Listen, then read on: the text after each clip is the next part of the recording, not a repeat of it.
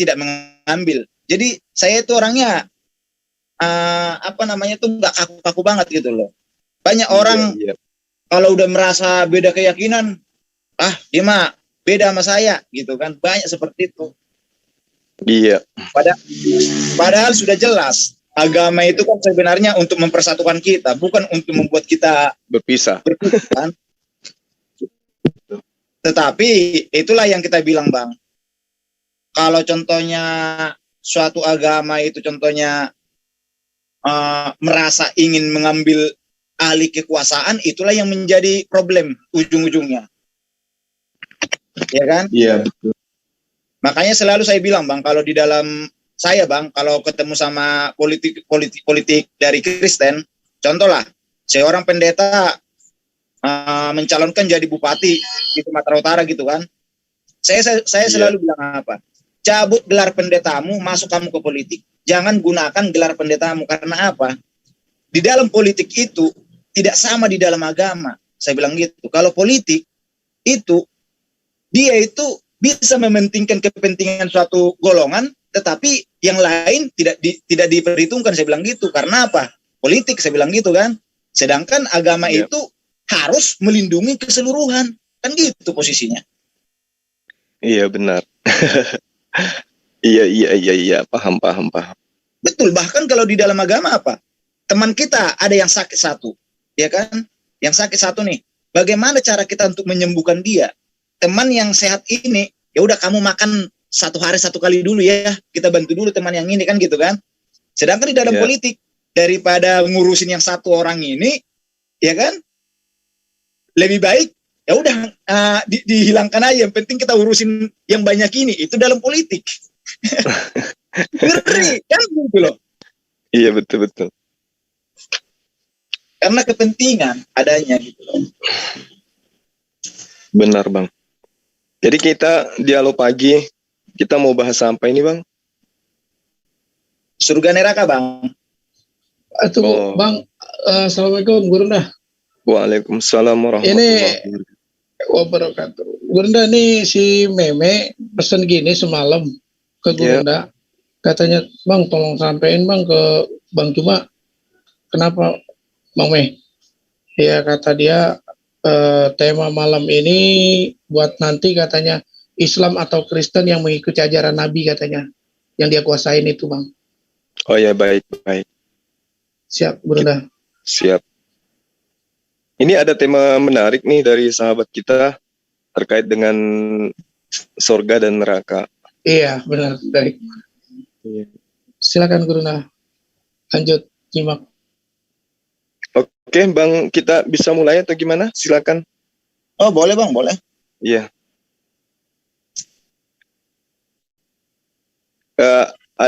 Abang saya yang mulai atau gimana? Boleh saya mulai. Silakan. Begini, Bang. Kenapa saya mengambil topik ini? Karena kebetulan kan surga dan neraka di antara iman kita itu kan ada perbedaan kan. Perbedaannya satu, kalau di dalam Muslim itu kan ada 7 tingkat, 7 bagian surga itu. Ya, intinya bermacam-macam, Bang. Kalau di dalam Kristen kan 1 surga itu.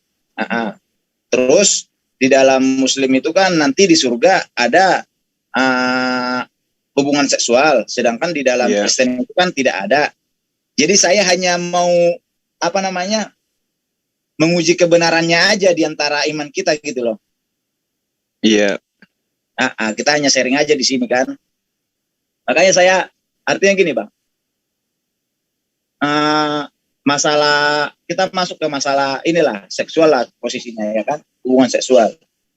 Iya. Kenapa di dalam agama Muslim itu di rumah ibadah yang ada di dunia yang dianggap tempat suci itu tidak boleh melakukan hubungan seksual walaupun dia suami istri, karena dianggap rumah ibadah itu adalah tempat yang maha suci, tempat suci lah kalau kita bilang ya kan. Iya. Sedangkan di surga itu ada bisa berhubungan suami istri, hubungan seksual itu, padahal surga itu pasti lebih suci dari rumah ibadah yang ada di dunia ini gitu Bang. Iya, iya. Kalau menurut Abang gimana Bang? Oke, baik. Jadi ini pertanyaan yang sangat menarik ya.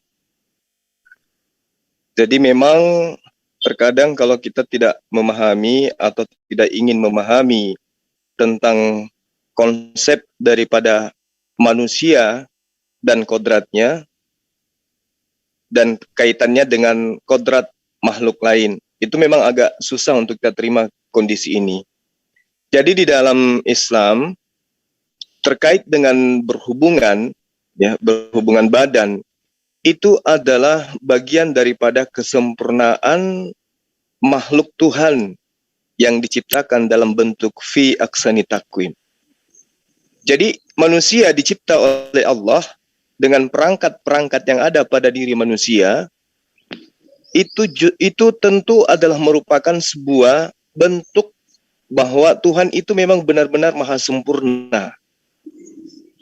Nah, sekarang begini, ketika Tuhan pencipta alam semesta yang menciptakan dalam bentuk fi aksani takwim ini kepada manusia, lantas kemudian menghilangkan satu daripada kemaslahatan hidup manusia, maka saya katakan kalau itu adalah merupakan penzaliman.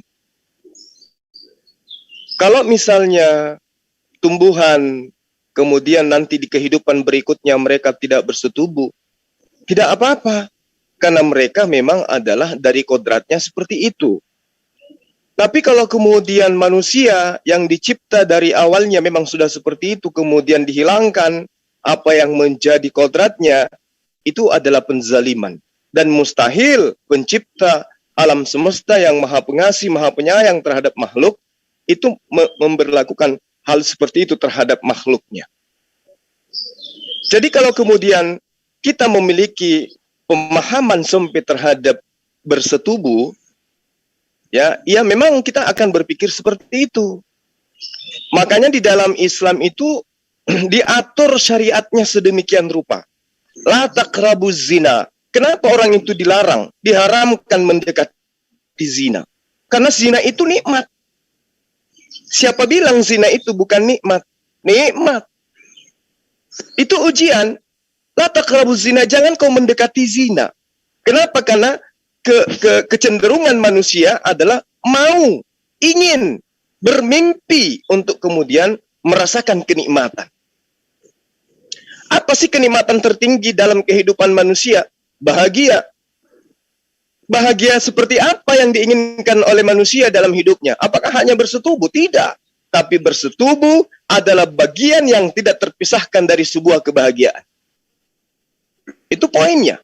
Sementara jannah atau surga, ini sangat jelas di dalam pengajaran dan pembelajaran Islam. Jannah itu adalah suatu tempat yang penuh dengan kebahagiaan, yang penuh dengan kesenangan, yang penuh dengan kenikmatan yang berada di akhirat. Kehidupan setelah hidup di atas muka bumi ini. Jadi mencakup seluruh hal yang merupakan kesenangan, kegembiraan, kelesatan, kenikmatan atas segala sesuatu yang belum pernah dilihat oleh mata, belum pernah didengar oleh telinga, dan belum pernah terlintas di hati pikiran manusia. Itulah jannah, tempat di mana Allah membalas ketaatan hambanya di atas muka bumi. Oleh karena itu kemudian Allah mengajarkan kita melalui para nabi, melalui kitab suci, agar supaya kita itu taat hanya kepada Allah, tidak menduakan Allah, tidak mensyirikkan Allah. Semata-mata kita menyembah hanya kepada Allah semata. Ketaatan itu kemudian Allah uji. Dengan cara apa? Dengan diberi aturan. Jangan kau mendekati zina, jangan kau makan ini, jangan kau dekati ini, jangan kau lakukan ini, jangan perbuat ini dan itu. Itu namanya syariat. Untuk menguji ketaatan. Nah, yang lolos pada ketaatan itulah yang masuk ke dalam jannah atau surga. Yang lolos dari ujian. Karena kehidupan di muka bumi ini menurut Islam itu adalah ujian. Nah, kalau misalnya dilarang bersetubuh, maka Allah memberikan solusi. Apa solusi itu? Nikah. Nikah, solusi. Jadi kalau pandangan kita kemudian bersetubuh itu adalah sesuatu yang menjijikkan, sesuatu yang menajiskan, alhamdulillah di dalam ajaran agama Islam, nikah bisa menjadi sebuah hal yang nikmat, menjadi sebuah hal yang menjadikan malah menjadi sebuah pahala, amalan, ibadah ketika bersenggama atau bersetubuh itu diawali dengan penghalalan yang disebut kemudian nikah. Makanya nikah itu ada syarat sahnya.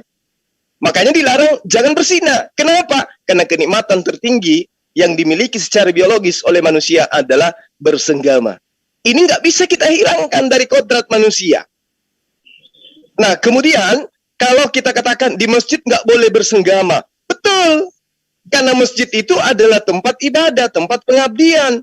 Kalau ada orang suami istri itu kemudian bersenggama di masjid, itu nggak boleh. Karena itu bukan tempatnya untuk melakukan hal itu. Lain cerita, kalau dia adalah imam, dia tinggal di masjid bersama dengan istrinya, ada ruangnya tersendiri di masjid untuk mereka diberi oleh umat, untuk dia tinggali, boleh mereka melakukan itu. Tapi indikasinya kemudian ketika mereka bersenggama, nggak boleh dikatakan mereka bersenggama di masjid, tetapi mereka bersenggama di tempat mereka tinggal yang kebetulan mereka ditunjuk sebagai imam yang tidak ada tempat tinggal lainnya selain di masjid tersebut. Boleh. Tapi kalau kemudian sengaja datang ke sana untuk itu nggak boleh. Nah, terus kenapa di surga boleh? Nah, ini dia. Ini dia.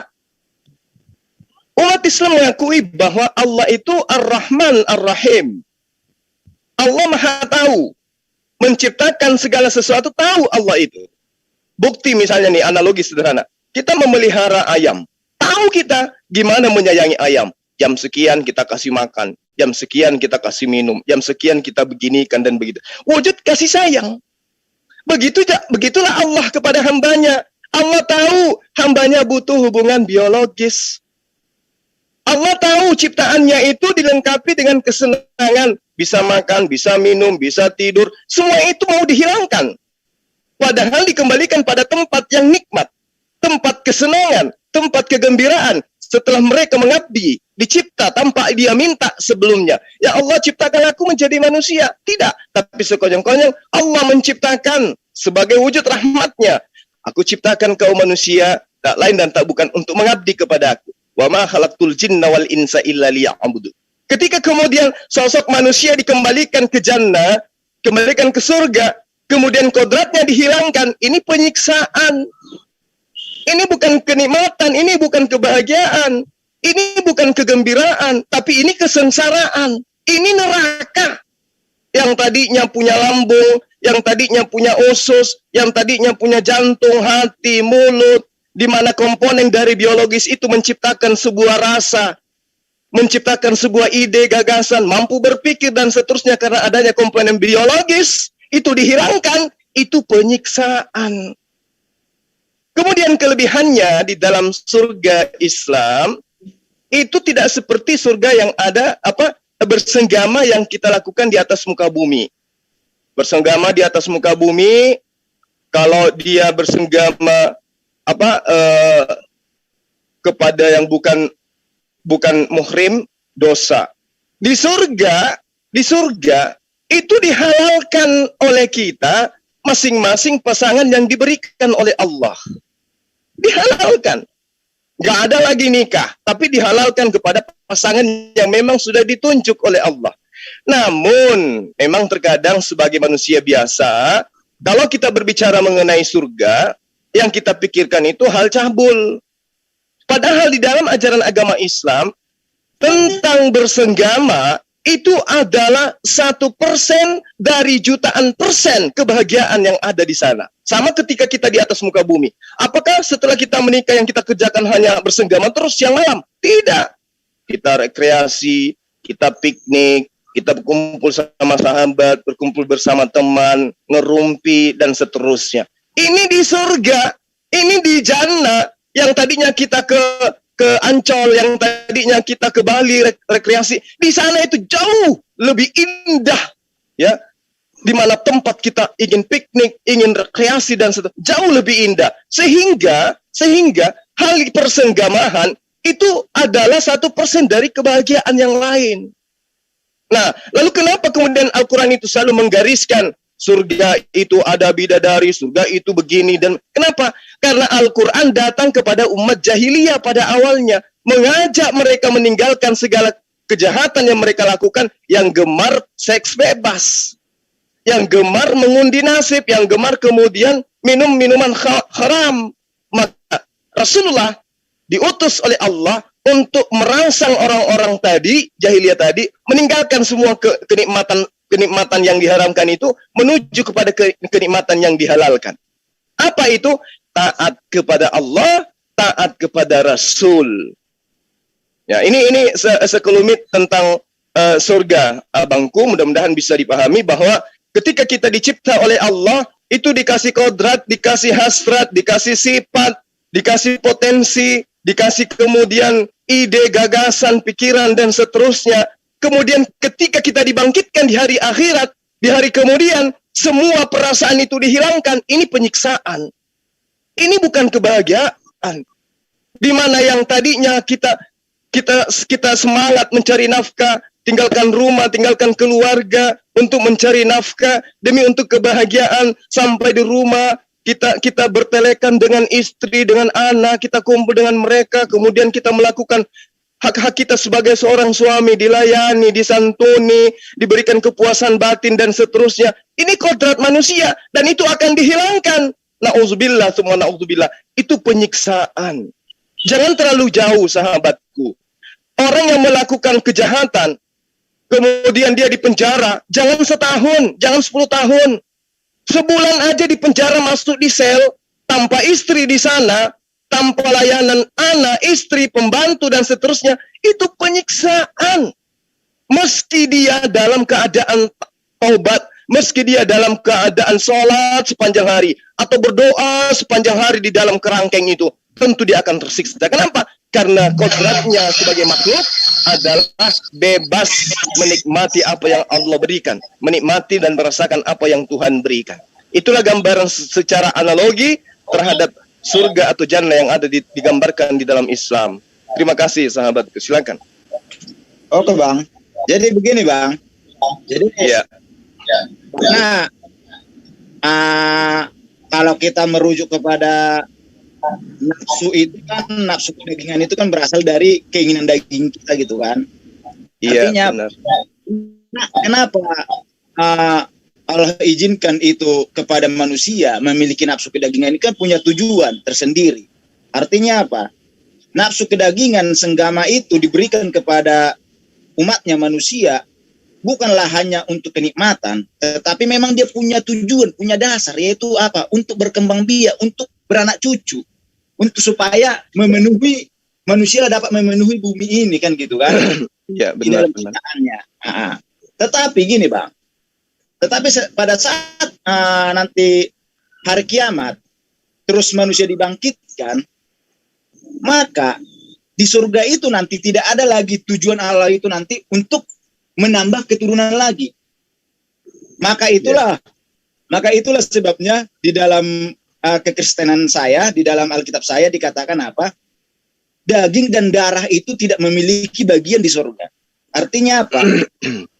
Memang manusia dibangkitkan, tetapi dibangkitkan itu bukan dengan tubuh seperti manusia di bumi ini. Artinya dia tetap memiliki tubuh, tetapi bukan dari daging yang dari debu tanah lagi, tetapi tubuh kekekalan, kemuliaan. Artinya apa? Di balik kekekalan itulah, maka nafsu kedagingan itu dihilangkan. Karena apa? Sama seperti halnya malaikat, iblis, setan, dan jin itu tidak pernah melakukan hubungan senggama. Karena apa? Karena mereka kekal. Karena di balik kekekalan itulah yang menghilangkan hawa nafsu itu. Jadi kalau contohnya abang bilang di surga masih ada seksual, bagian dari kenikmatan yang di bumi diberikan juga di surga, walaupun tidak untuk untuk menambah keturunan lagi, karena di surga lagi kan tidak ada lagi nanti hamil lagi gitu kan. Bahkan haid pun tidak ada lagi. Kan gitu. Jadi maksud saya gini, kalau di dalam muslim itu nanti pada hari kebangkitan itu, apakah nanti tubuh manusia dibangkitkan itu dengan sama dengan tubuh manusia waktu di bumi, memiliki daging dan darah? Begitu, Bang. Coba. Iya. Baik. Jadi pertanyaan Abang ini sangat bagus ya. Yang pastinya kemudian adalah seperti yang saya gambarkan tadi, bahwa manusia ini yang akan dibangkitkan. Jadi yang dibangkitkan itu bukan hanya roh, tetapi yang dibangkitkan adalah jasad yang pernah mengabdi kepada Allah. Kalau kemudian di dalam konsep iman abang saya ini, sahabat saya, dikatakan bahwa yang akan kembali ke surga itu hanya roh. Mana keadilan? Iya. Bukan hanya roh, Bang. Bukan hanya roh. Dibangkitkan dengan tubuh kemuliaan, Bang. Oke, berarti kita sepakat, abangku, bahwa manusia itu dibangkitkan dengan jasadnya, yang kemudian sahabat Kristen sebut dengan tubuh kemuliaan. Kenapa saya katakan itu benar? Manusia dibangkitkan dengan tubuh kemuliaan. Bagi yang perbedaannya kemudian dengan kita, dengan Kristen, tubuh kemuliaan ini tidak semuanya berlaku kepada manusia. Kenapa? Karena kelak ketika hari kebangkitan, ada yang dibangkitkan berupa hewan, berwajah babi, berwajah anjing, dan seterusnya. Tergantung dari perbuatan ketika dia hidup di atas muka bumi. Jadi kebangkitan yang seperti itu bukanlah kebangkitan tubuh kemuliaan. Yang dimaksud tubuh kemuliaan dalam pemahaman saya adalah orang-orang yang bakal masuk ke dalam tempat yang mulia. Nah, terkait dengan jasad, hidup di dunia ini adalah lengkap dengan ruh dan jasad. Yang sujud mengabdi, kalau di dalam ajaran sahabat Kristen, yang taat, ikuti perintah, menjadi pengikut Yesus itu bukan cuma ruh, tetapi juga adalah jasadnya sahabat Kristen. Yang ke gereja, yang tidak melakukan pencabulan, yang tidak minum, yang tidak memperkosa, yang tidak mencuri, bukan hanya ruh. Karena ruh tidak mungkin melakukan hal tersebut. Yang melakukan itu adalah jasad dan juga ruh.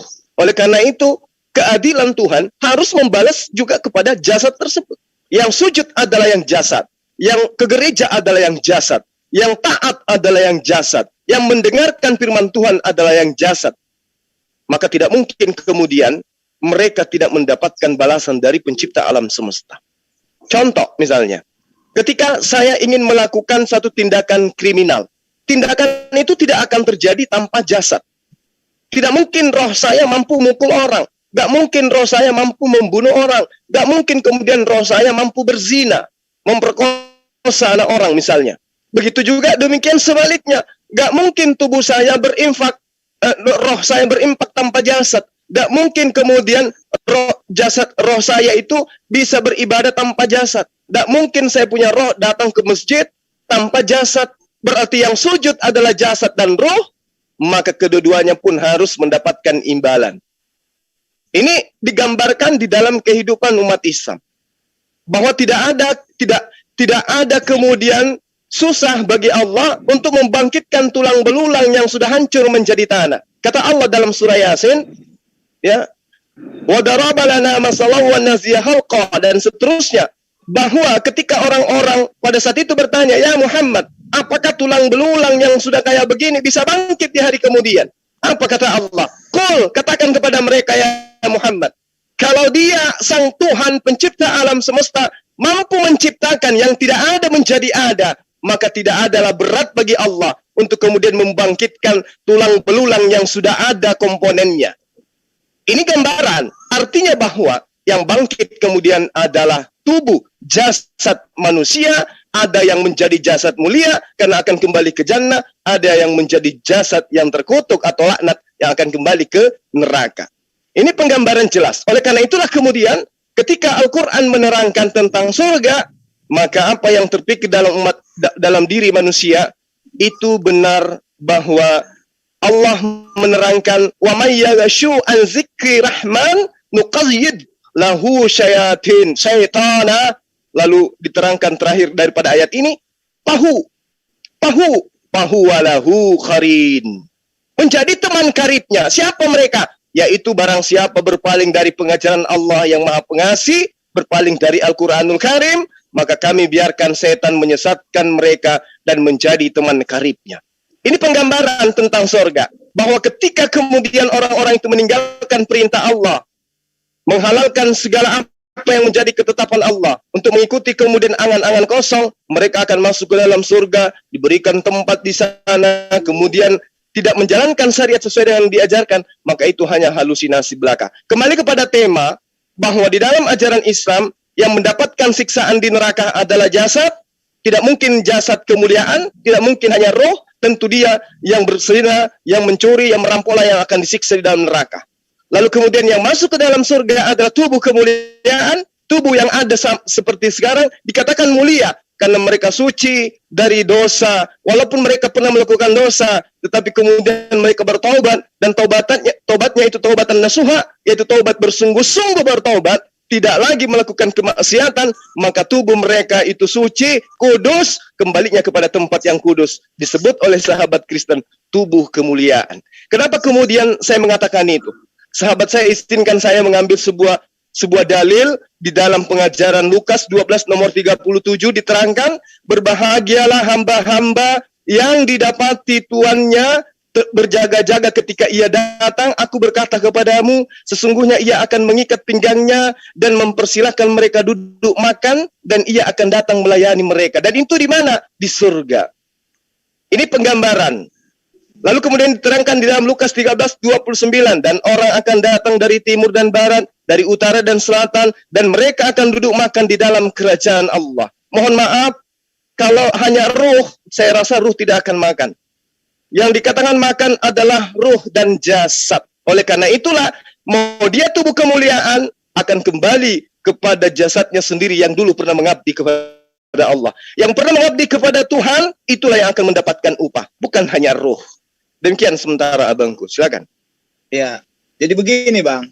Jadi apa yang abang katakan itu saya terima. Tapi gini bang, di dalam Kristen itu kan tubuh kemuliaan itu bukan tubuh yang seperti kita hidup di dunia. Artinya apa? Tubuh yang tercipta dari debu tanah. Bahkan darah pun nanti yang dibangkitkan itu nanti tidak memiliki darah lagi bang. Karena apa?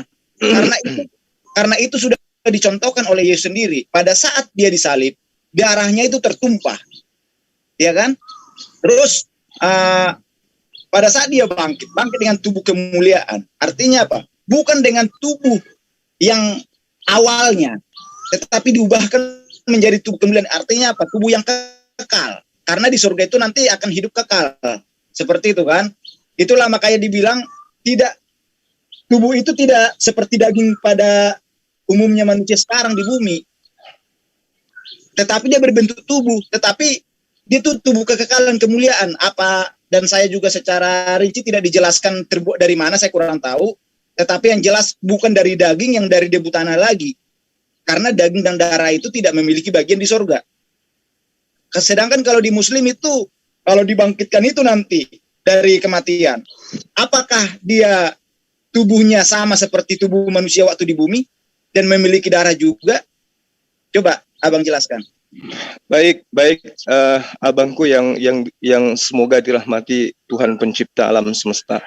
Pertanyaan yang sangat baik ya abang. Jadi kembali saya ingin mengurai sedikit tentang apa yang abang pertanyakan di dalam konsep ajaran Islam. Tadi saya sudah menggambarkan bahwa kalau tulang belulang kemudian dibangkitkan, itu berarti yang dibangkitkan adalah jasad.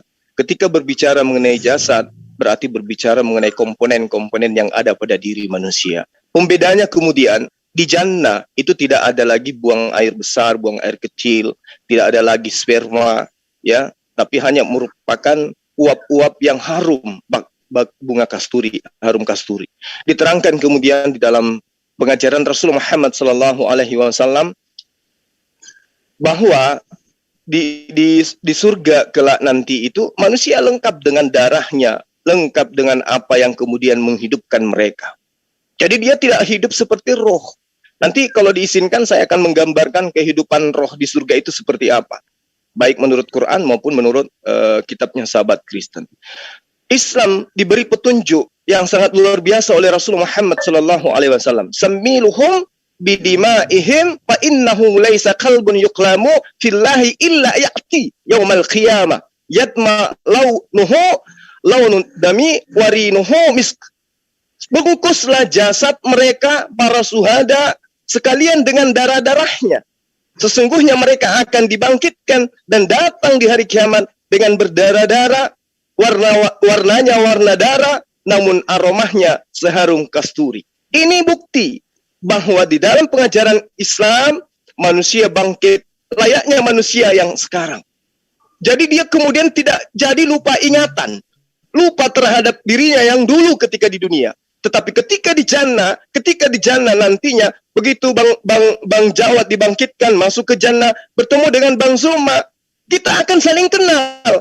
Oh dulu abang di Jakarta, saya di Makassar, dulu pernah kita dialog tentang agama, alhamdulillah Anda mendapatkan petunjuk, dan sekarang duduk berdampingan denganku di jannah. Itu bisa terjadi. Kenapa? Karena manusia yang ada di bumi ini juga adalah manusia yang nanti yang ada di surga. Manusia yang ada di bumi ini adalah juga manusia nanti yang ada di neraka. Karena itulah kemudian kita kudu wajib takut kepada Allah. Karena jasad ini harus kita jaga. Jangan sampai masuk ke neraka. Ruh ini yang harus kita jaga. Jangan sampai masuk ke neraka. Karena itulah kemudian para nabi mengajarkan, maukah engkau aku ajarkan kepada siapakah engkau harus takut? Takutlah kepada Dia yang mampu membunuh manusia dan melemparkan manusia masuk ke dalam neraka. Ini pengajaran. Oleh karena itu, jasad ini kudu harus suci. Makanya dalam ajaran agama Islam harus diperintahkan selalu bertahir, bersuci. Makanya ada mandi junub, ada mandi dari habis haid, mandi dari membersihkan segala najis yang ada pada tubuh kita ini. Kenapa? Karena tubuh ini juga mendapat bagian kelak di akhirat. Entah dia di jannah, entah dia di neraka. Itu pasti dalam kehidupan umat Islam. Karena kenapa? Para nabi mengajarkan siapa yang berbuat, itu yang akan menanggung perbuatannya. Baik perbuatanmu, upahnya baik. Jahat perbuatanmu, upahnya jahat. Siapa kemudian yang melakukan perbuatan? Ruh atau lengkap dengan jasad? Atau hanya ruh? Dua-duanya. Maka dua-duanya akan mempertanggungjawabkan di hadapan Qadir Rabbul Jalil. Di hadapan Allah, Sang Maha Adil, Sang Maha Hakim yang sangat adil. Itulah kemudian penggambaran di dalam ajaran Islam abangku bahwa umat Islam itu akan dibangkitkan lengkap dengan tubuhnya, dengan darahnya. Mereka hidup di sana. Mereka hidup. Namun kemudian kehidupannya itu diberi tingkatan kemuliaan gitu loh. Yang tadinya merasakan kenikmatan terbatas, di sana nggak ada keterbatasan kenikmatan. Yang tadinya masih merasakan sakit, di sana nggak sakit. Yang tadinya di sana merasa ngantuk, di sana nggak ngantuk. Nggak ada lagi lapar, tapi kenikmatan itu tersedia oleh Allah. Itulah yang digambarkan oleh jannah, oleh surga, oleh Al-Quran terhadap umat Islam yang taat kepada Allah. Nah, namun penggambarannya secara jelas, secara absolut, saya nggak bisa menjelaskan. Oh, di sini begini, yang ini begitu, nggak bisa. Kenapa? Karena itu adalah hal yang gaib. Inilah kuncinya. Kenapa disuruhkan kita untuk beriman? Percaya kepada hal-hal gaib yang diberitakan kitab suci. Nah, kemudian abangku yang semoga dirahmati oleh Tuhan pencipta alam semesta. Kalau kita berbicara mengenai surga, lalu kemudian kita menggambarkan bahwa kelak kita akan hidup laksana malaikat di surga. Tunggu dulu. Kita telah kritis dulu terhadap kondisi makhluk-makhluk surga yang kemudian hari ini kita digambarkan melalui sebuah buku yang kita anggap suci. Contoh misalnya, di dalam penggambaran bagaimana kemudian manusia itu dikatakan kita akan hidup laksana malaikat di sana. Tidak ada makan dan minum. Tahu, dan di sisi kirinya ada muka sapi, ada kemudian masing-masing juga punya muka elang. Saya nggak mau, Bang. Masuk ke surga dengan memiliki satu tubuh, 3 wajah, 4 wajah, saya nggak mau. Apalagi wajahnya itu sebelah kiri berupa singa, berupa sapi, saya nggak mau. Saya nggak mau. Biarlah wajah yang diberikan oleh Allah ketika saya di muka bumi, biarlah itu kembali ke jannah. Jangan lagi diganti dengan wujud-wujud seperti ini yang aneh-aneh. Kemudian diterangkan lagi di dalam Yehezkiel 10 pasal 14 tentang bentuk rupa makhluk-makhluk surga yang digambarkan dalam kitab-kitab praktis Yudaism. Masing-masing punya 4 muka. Muka yang pertama muka kerub, muka yang kedua muka manusia, muka yang ketiga muka singa, dan yang keempat muka elang.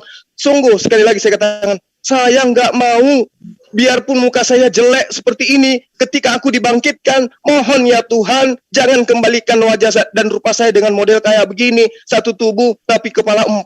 Nggak mau. Cukuplah cuma yang begitu sederhana, mukanya jelek, tapi saya sudah puas dengan wajah ini. Jangan dibangkitkan dengan muka seperti itu. Saya nggak mau. Saya cukup dengan seperti ini.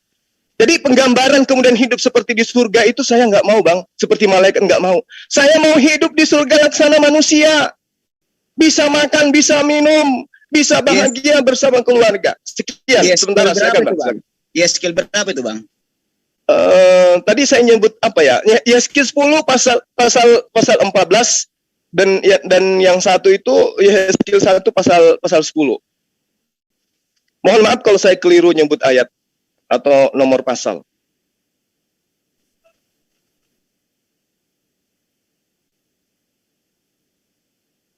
Ini apa di sini dikatakan, Bang?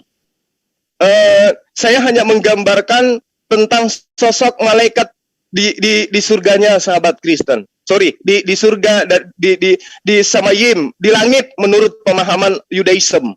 Karena Yudaism itu sahabatku nggak kenal apa itu surga. Yang mereka kenal itu adalah Samayim, langit. Surga hanya ada di dalam perspektif rasa bahasa kita orang Indonesia. Kalau di Al-Quran disebut jannah. Kalau neraka itu nar. Ini Yehezkiel ini merujuk kemana nih, Bang? Merujuk ke manusia apa menuju ke malaikat? Malaikat, Bang. Ke malaikat. Nah, ini kan malaikat, Bang, bukan manusia, Bang. Iya, betul. Tetapi konsep yang diajarkan kemudian adalah bahwa manusia kelak di surga hidup laksana malaikat. Jadi begini, Bang. Kalau ya, silakan, Abang. Jadi kalau yang dikatakan itu seperti malaikat, artinya gini, Bang. Saya coba buka ayatnya ya. Ya. Di dalam di dalam Matius 22 ayat 30.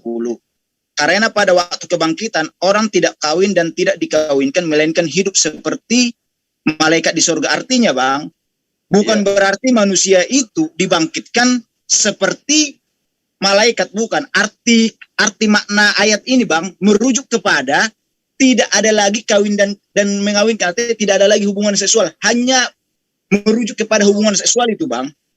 Iya. Bukan untuk merujuk kepada sama semua seperti malaikat, bukan, Bang. Artinya sama seperti malaikat itu tidak kawin, itu maksudnya, Bang. Iya. Dan pada saat kebangkitan itu pun bukan artinya contohnya manusia itu dibangkitkan dengan tubuh bermuka singa, bermuka harimau, enggak seperti itu, Bang. Ini hanya merujuk kepada seperti malaikat itu dalam hal tidak ada lagi hubungan seksual itu, Bang. Maksudnya itu, Bang. Baik, abangku. Sebenarnya apa ya? Saya hanya jujur saya katakan, saya hanya mencocok-cocokkan itu, ya. Saya tidak mengatakan bahwa sahabat Kristen akan bangkit dengan berwajah 4, samping kiri bermuka elang, yang di tengah bermuka manusia, yang kanannya bermuka sapi, dan saya tidak menggambarkan secara absolut bahwa begitulah keadaannya sahabat Kristen ketika di surga. Tetapi saya hanya mengatakan teman-teman Kristen hanya mampu mengatakan tubuh kemuliaan. Nah, kalau kemudian kita ikutkan pertanyaan tubuh kemuliaan itu seperti apa, maka tentu yang ada dalam penggambaran dan analisa jawaban sahabat saya terhadap pertanyaan itu adalah kami tidak mampu menggambarkan tubuh kemuliaan itu seperti apa. Nah, saya bantu. Kalau kemudian dikatakan hidup laksana malaikat hanya karena tidak kawin-mawin, maka kemudian apa yang terjadi terhadap kondisi kita selaku manusia? Kita tidak berubah menjadi makhluk lain. Kalau dikatakan kita ini menjadi makhluk mulia, dimuliakan karena kita ketika di atas muka bumi taat menyembah kepada pencipta kita. Maka kita diupah dengan kemuliaan.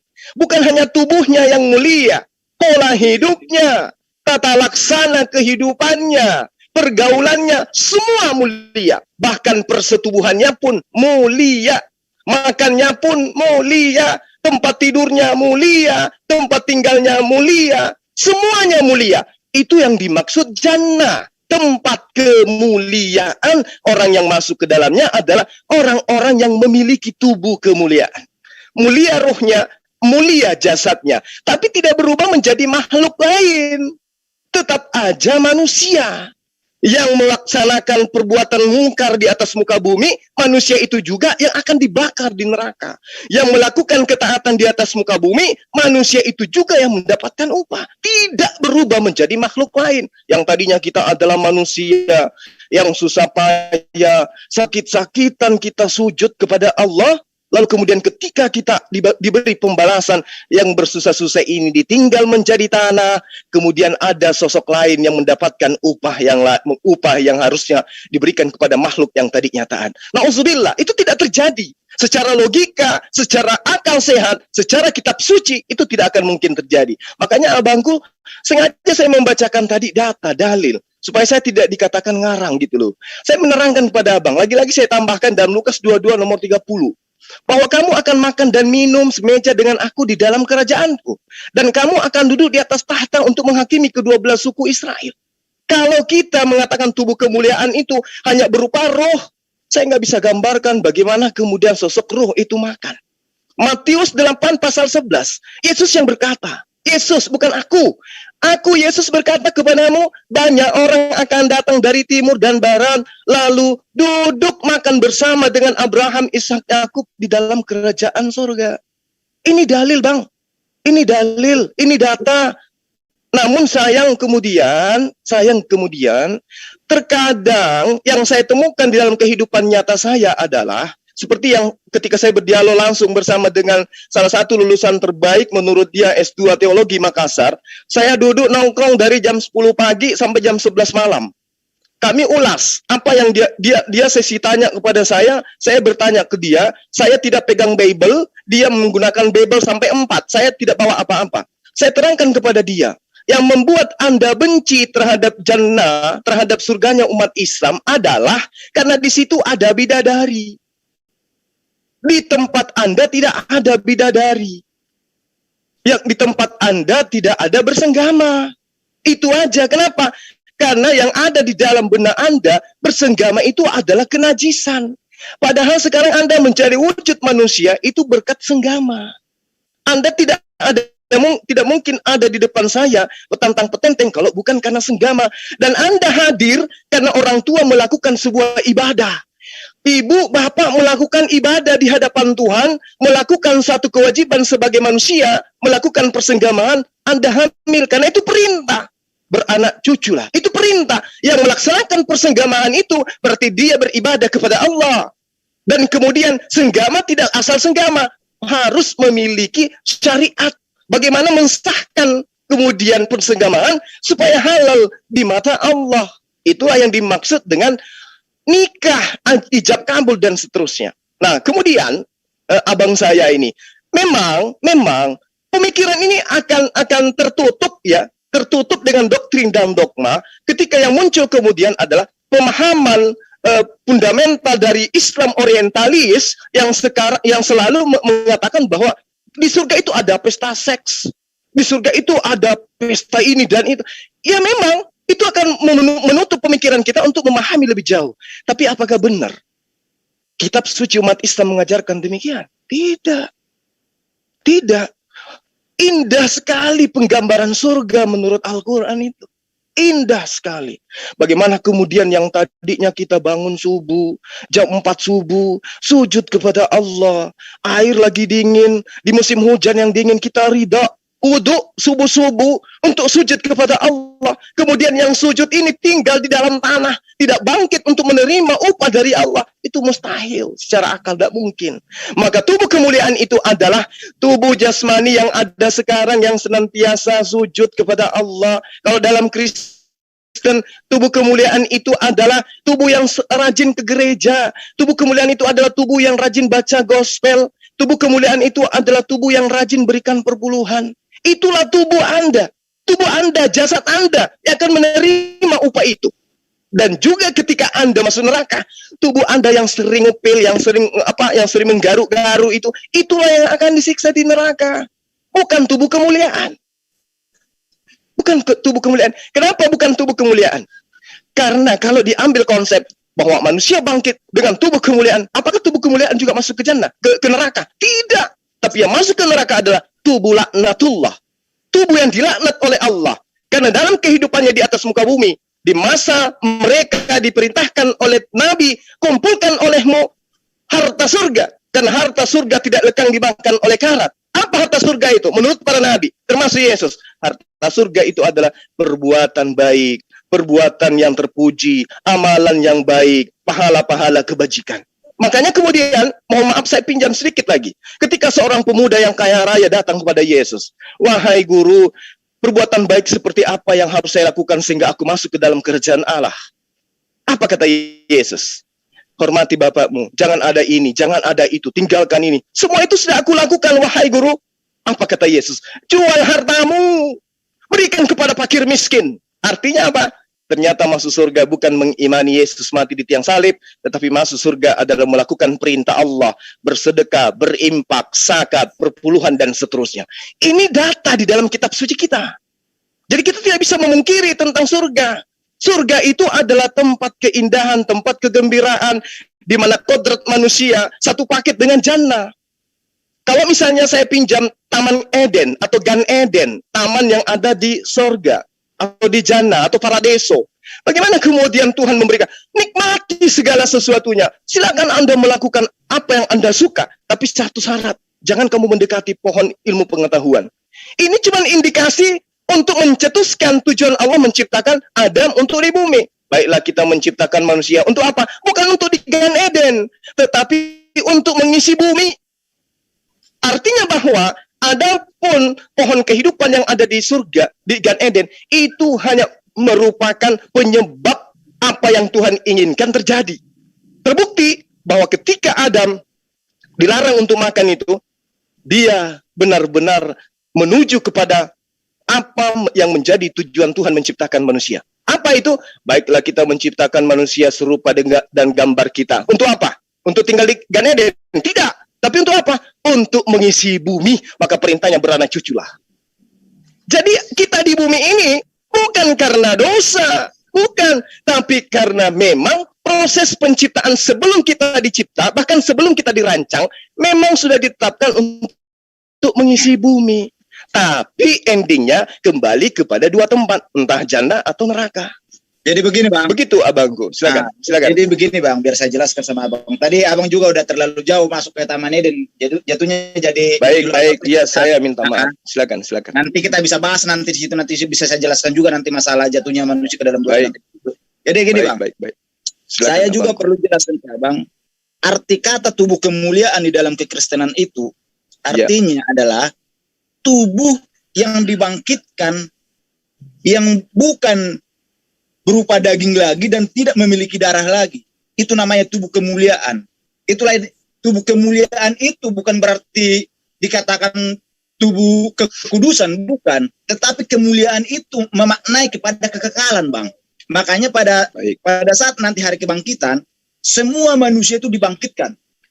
Dibangkitkan dengan apa? Tubuh kemuliaan, yaitu tubuh yang kekal. Kekekalan itu artinya apa? Sebelum masa penghakiman, manusia dibangkitkan semua, mau yang berdosa, orang baik, semua bangkit semua. Baru nanti penghakiman. Saat itulah nanti akan dihakimi satu persatu. Bagi yang masuk ke dalam surga, dimasukkan ke dalam surga. Bagi yang masuk ke dalam neraka, dia akan masuk neraka. Kan seperti itu bentuknya. Maka yang di neraka pun dia tetap memiliki tubuh kekekalan. Artinya apa? Tidak ada lagi penciptaan. Karena apa? Dia udah kekal. Di situ tubuhnya itu udah kekal, takkan bisa berkurang sedikit pun dari tubuhnya itu, ya kan? Jadi begini Bang, saya juga pernah, karena kebetulan saya juga sudah baca Al-Quran juga, walaupun saya hanya baca tafsir terjemahannya. Iya Bang. Kebetulan keseluruhan saya sudah baca semua, dan saya juga makanya saya juga berani diskusi ini karena saya membaca keseluruhan kan gitu kan. Baik. Di situ juga pernah kalau tidak salah itu mungkin ayatnya saya lupa, mungkin abang bisa tunjukkan ke saya yang di mana nanti di surga itu orang yang masuk neraka itu nanti akan terbakar hangus tubuhnya, tinggal tulang diciptakan kembali. Seperti itu berulang-ulang kan? Iya. Selama di neraka. Jadi sangat berbeda jauh dengan neraka di dalam kekristenan. Karena apa? Orang yang masuk neraka itu dilemparkan ke dalam api neraka, dia akan terbakar di sana, tetapi dia tidak akan hangus sedikit pun tubuhnya, tetapi dia akan merasakan panasnya api itu. Kenapa dia tidak terbakar lagi? Karena dia sudah dibangkitkan dengan tubuh kemuliaan, yaitu tubuh yang kekal. Kekekalan itulah yang membuat dia tidak bisa terbakar hangus lagi. Sama seperti yang di surga, kenapa dia hidup kekal? Karena memang dibangkitkan dengan tubuh yang kekal. Kan seperti itu. Yang menjadi pertanyaan saya gini, Bang. Iya. Menurut abang, manusia nanti dibangkitkan itu, kalau menurut Muslim, ya kan? Apakah juga nanti yang dilemparkan ke neraka itu dengan tubuh kekekalan, atau bukan tubuh kekekalan gitu loh? Baik. Udah Bang? Udah. Oke, baik. Pertanyaan abangku ini adalah sekali lagi saya katakan pertanyaan yang sangat baik ya. Memang harus kritis ya, menghadapi Al-Qur'an itu memang harus kritis Bang. Karena perintah Al-Qur'an itu ya harus mencari kesalahan sampai kita temukan kalau bisa. Nah, terkait dengan apa yang mohon maaf Bang, saya bukan mencari kesalahan Bang, tetapi saya hanya menguji batas-batas kebenaran dari firman itu. Saya bukannya mencari kesalahan. Oke. Saya salah bahasa Bang, sorry, maaf. Jadi dalam Al-Qur'an surah An-Nisa ayat 56 begini, diterangkan seperti ini. Innalladzina kafaru bi ayatina sawfa nuslihim nara kallama nadijat juluduhum baddalnahum juludah gairaha liyazuqul azab innallaha kana azizan hakima. Nah, makna daripada ini penegasan oleh Allah, penegasan untuk memberitahukan kepada seluruh umat manusia apa yang Allah inginkan agar manusia itu tahu. Innalladzina kafaru, sesungguhnya orang-orang yang ingkar terhadap pengajaran para nabi, pengajaran kitab suci yang endingnya adalah berasal daripada Allah kepada ayat-ayat kami, kata Allah, kelak akan kami masukkan ke dalam neraka. Mereka akan kami masukkan ke dalam neraka. Nuslihim nara. Setiap kulit mereka, setiap kali kulit mereka hangus, hancur, kami ganti dengan kulit yang lain agar mereka merasakan asap. Sungguh Allah Maha Perkasa dan Maha Bijaksana. Jadi kemudian abangku, itu laksana ketika kita kena luka di atas muka bumi ini, kena parang misalnya, atau kita memiliki cacat karena kena benda tajam gitu, luka, itu akan tumbuh daging itu. Dia enggak teriris pisau selamanya ngangang, enggak.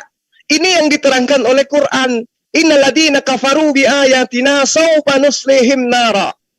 Kullama. Nah, setiap kali kulit mereka nadijat juluduhum. Jadi merujuk kepada orang-orang kafir, orang-orang yang ingkar terhadap Allah, terhadap pencipta alam semesta. Ingkar terhadap perintah Yesus lah intinya. Orang-orang yang ingkar terhadap perintah Yesus, kata Allah di dalam Al-Quran, setiap kali kulit mereka hangus, kami ganti dengan kulit yang lain, agar mereka merasakan azab. Jadi ketika Yesus menerangkan taatlah kepada Allah, satu-satunya Tuhan yang benar, kita ingkar terhadap perintah itu, maka ini yang terjadi. Kullama nadijat juluduhum baddalnahum juluda gairaha liyazuqul azab. Ternyata agar mereka merasakan asap demi asap. Jadi ketika kulit ini hancur, digantikan dengan kulit baru agar manusia di neraka itu merasakan siksaan azab yang pedih ini selamanya dalam keadaan kekal. Jadi ketika kulit ini hancur, digantikan dengan kulit baru agar manusia di neraka itu merasakan siksaan azab yang pedih ini selamanya dalam keadaan. Saya kembali ya. Adinda Kores mungkin bisa di-mute dulu. Oke, thank you. Jadi abangku ya, sekali lagi saya katakan bahwa kalau saya lagi hilang konsentrasi. Bismillahirrahmanirrahim. Baik, gini. Tadi abang saya, ya. Tadi abang saya tuh mengatakan bahwa di dalam kekristenan bangkitnya seseorang itu tanpa darah, tanpa ini dan itu. Oke, itu saya hargai. Namun bagaimana kemudian pandangan logika dan akal sehat kita ketika kita membaca kitab dari Praktis Yudaism dalam terjemahan bahasa Indonesia di dalam Kejadian 5 pasal 21 sampai 24. Setelah Henokh hidup 65 tahun, ia memperanakkan Metusela atau Matusula. Di situ dikatakan bahwa Henokh ini kemudian hidup berhubungan atau bersanding atau bergaul dengan Tuhan selama 500 atau 300 tahun, saya lupa. Nah, kemudian di data itu diterangkan bahwa Henokh mencapai umur 365 tahun dan kemudian dia Henokh hidup bergaul, lalu ia tidak ada lagi. Sebab apa? Sebab ia telah diangkat oleh Tuhan. Kemana? Ke Samayim, ke langit, ke surga, menurut pandangan orang Kristen, tamat Kristen. Nah, sekarang gini, kalau kita ingin mencari titik benang merahnya, tadi saya sudah menerangkan bahwa umat Islam ketika dia dibangkitkan dengan tubuh kemuliaan, lengkap dengan jasad, lengkap dengan darah. Saya telah membacakan dalil. Nah, ini kalau kita mau mengkritisin ini, Henokh ini naik dengan tubuhnya atau hanya rohnya saja? Dia naik dengan tubuhnya, memang secara jelas tidak diperinci di situ. Tapi yang jelas itu, Henokh naik itu dengan tubuhnya, ya kan? Bukan berarti dia tubuhnya dengan tubuh kedagingan yang berasal dari debu tanah, tetapi pada saat dia naik ke surga itu, tubuhnya itu pasti diubahkan dengan tubuh kemuliaan yang kekal, Bang. Oke, itu hanya penafsiran ya, Abang ya? Betul. Oke, begitu juga dengan Elia kan, terangkat juga ke surga betul. Kan? Iya. Oke. Elia sama Henokh. Oke, itu terlalu jauh kita ngambil. Nah, sekarang gini, kita coba lihat bagaimana di dalam penggambaran Lukas 24 pasal 36 sampai pasal 40, bagaimana kemudian ketika Yesus bangkit dari pemakaman Yusuf Arimatea, lalu kemudian dia di tengah-tengah muridnya itu dia makan ikan goreng. Tentu hal ini terjadi bukan karena hanya ada roh, tetapi karena adanya aliran darah yang mengalir di dalam tubuhnya. Kalau kemudian sahabat saya, abang saya ya mengatakan, oh tidak, itu adalah tubuh kemuliaan. Lagi-lagi saya katakan itu tafsir. Itu pernyataan. Karena gini, Bang. Ya, begini, Bang. Kenapa saya katakan dibuktikan oleh Yesus, dia bangkit itu dengan tubuh kemuliaan yang kekal itu, ya kan? Ya. Karena pada saat dia matinya itu, lambungnya ditombak, darahnya itu tercurah, Bang, semua, Bang. Tidak memiliki darah lagi di dalam tubuhnya dan dia bisa bangkit, Bang. Itulah bukti bahwa darah itu tidak memiliki bagian di surga, Bang. Itu dibuktikan langsung itu, Bang. Baik, abangku boleh saya bertanya satu aja pertanyaan? Ya. Oke. Jadi kalau misalnya abang beberapa saat yang lalu ya, saya banyak berdialog dengan teman-teman Kristen. Mereka mengatakan bahwa Yesus itu 100% manusia, benar, Bang? Betul, Bang. Oke. Nah, saya pingin tahu menurut abangku ini ya, 100% sisi kemanusiaan Yesus itu kemana perginya? Jadi gini, Bang. Iya. Jadi yang namanya waktu Yesus bangkit itu, waktu dia tubuhnya diubahkan dengan tubuh kemuliaan itu kan rahasia dari Allah sendiri, Tuhan sendiri. Artinya apa? Sama seperti waktu Yesus mau dilahirkan tanpa sel sperma. Artinya apa? Bisa tubuhnya jadi di dalam rahimnya Maria. Jadi sama seperti itu. Jadi mujizat itu dua-duanya. Arti mengubahkan tubuh kita jasmani ini menjadi tubuh kemuliaan itu adalah kuasa Tuhan, Bang. Oke. Berarti yang berkuasa di sini adalah Yesus atau Tuhannya, Bang. Mohon maaf ini saya sementara mencari titik terang daripada sisi kemanusiaan Yesus. Bukan memuji, Abang. Ya, silakan. Jadi begini, Bang. Yesus itu merujuk kepada tubuhnya. Iya. Yesus itu merujuk kepada kedagingannya, tubuhnya. Sedangkan kata Tuhan itu merujuk kepada rohnya, itu Allah sendiri. Makanya dikatakan Tuhan Yesus. Artinya apa? Bukan berarti orang Kristen itu ujuk-ujuk tiba-tiba menjadikan Yesus sebagai Tuhan. Bukan. Tetapi karena ada nubuat di dalam Yesaya 9 ayat 6 itu dikatakan apa di situ? anak yang lahir itu akan disebut sebagai penasihat ajaib, Allah yang perkasa, Bapa yang kekal, Raja damai. Artinya apa? Kenapa dikatakan dia Allah yang perkasa? Kenapa dikatakan Bapa yang kekal? Bukan dikatakan dengan Yesus yang perkasa, anak yang kekal. Karena apa? Anak itulah daging, kedagingan, merujuk kepada kedagingan. Ya kan? Jadi itulah sebabnya dia dikatakan Allah yang perkasa dan Bapa yang kekal. Karena ada apa? Karena ada Allah sebagai rohnya dia.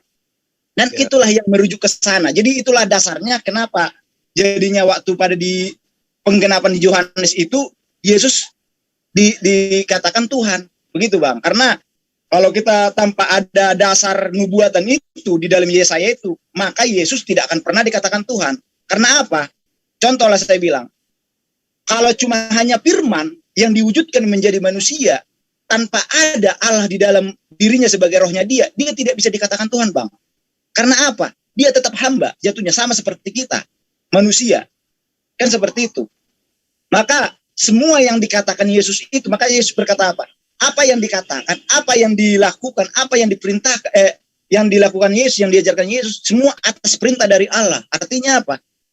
Tubuhnya Yesus tidak akan bisa berbuat apa-apa tanpa tuntunan dari Allah sendiri dari dalam dirinya. Artinya apa?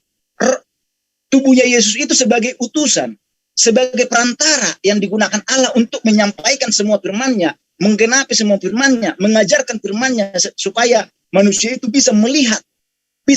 Artinya apa? Firman itu dibuktikan secara langsung. Jadi kalau di dalam kekristenan itu artinya gini, orang Kristen itu tidak hanya beriman itu ibarat beriman kepada menyembah nama, bukan. Artinya apa? Sebagai gambaran bukti Allah itu ada, nyata adanya, dia turun ke dunia. Makanya dikatakan apa? Barang siapa telah melihat aku, dia telah melihat Bapa. Artinya apa? Supaya manusia itu bisa percaya bahwa benar-benar Tuhan itu ada. Karena apa? Karena Tuhan itu tidak bisa dilihat oleh mata manusia, maka dia menggunakan firman-Nya untuk menjadi manusia. Dan dia diam di dalamnya. Sebagai wujud pertanda bahwa Tuhan itu nyata adanya. Bukan hanya asumsi, bukan hanya angan-angan, tetapi memang nyata. Seperti itu Bang. Baik abangku, abang yang yang abang jelaskan ini juga sebagian diimani oleh umat Islam bahwa keberadaan para nabi itu, para utusan itu adalah bukti bahwa Allah itu ada.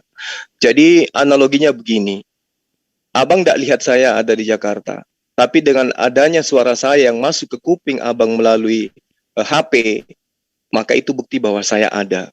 Meski saya nggak perlu ke Jakarta, gitu ya. Begitulah Tuhan mengutus para nabi. Nah, terkait dengan mukjizat, yang saya tahu, kata mukjizat itu adanya hanya di dalam pemahaman konsep iman Islam yang kemudian diterjemahkan ke dalam kitab sahabat Kristen. Tapi nggak apa-apa, kita tidak lagi membahas tentang linguistik. Nah, cuman saya ingin menggambarkan begini. Ketika sosok utusan Tuhan melakukan sebuah mukjizat, apakah mukjizat itu terkait dengan saksiyah, atau mukjizat akliyah, atau mukjizat kauniyah, atau mukjizat salbiyah, yang pada intinya apapun yang dimaksud mukjizat itu levelnya terjadi pada manusia. Kenapa dikatakan mukjizat? Karena adanya kejadian yang tidak bisa dinalar oleh akal manusia. Manusia kok bisa melakukan sesuatu yang luar biasa? Itulah yang dimaksud dengan mukjizat. Nggak jauh beda dengan sihir. Nggak jauh beda dengan sihir. Cuman perbedaan mukjizat asalnya dari Tuhan, sihir asalnya dari jin atau iblis.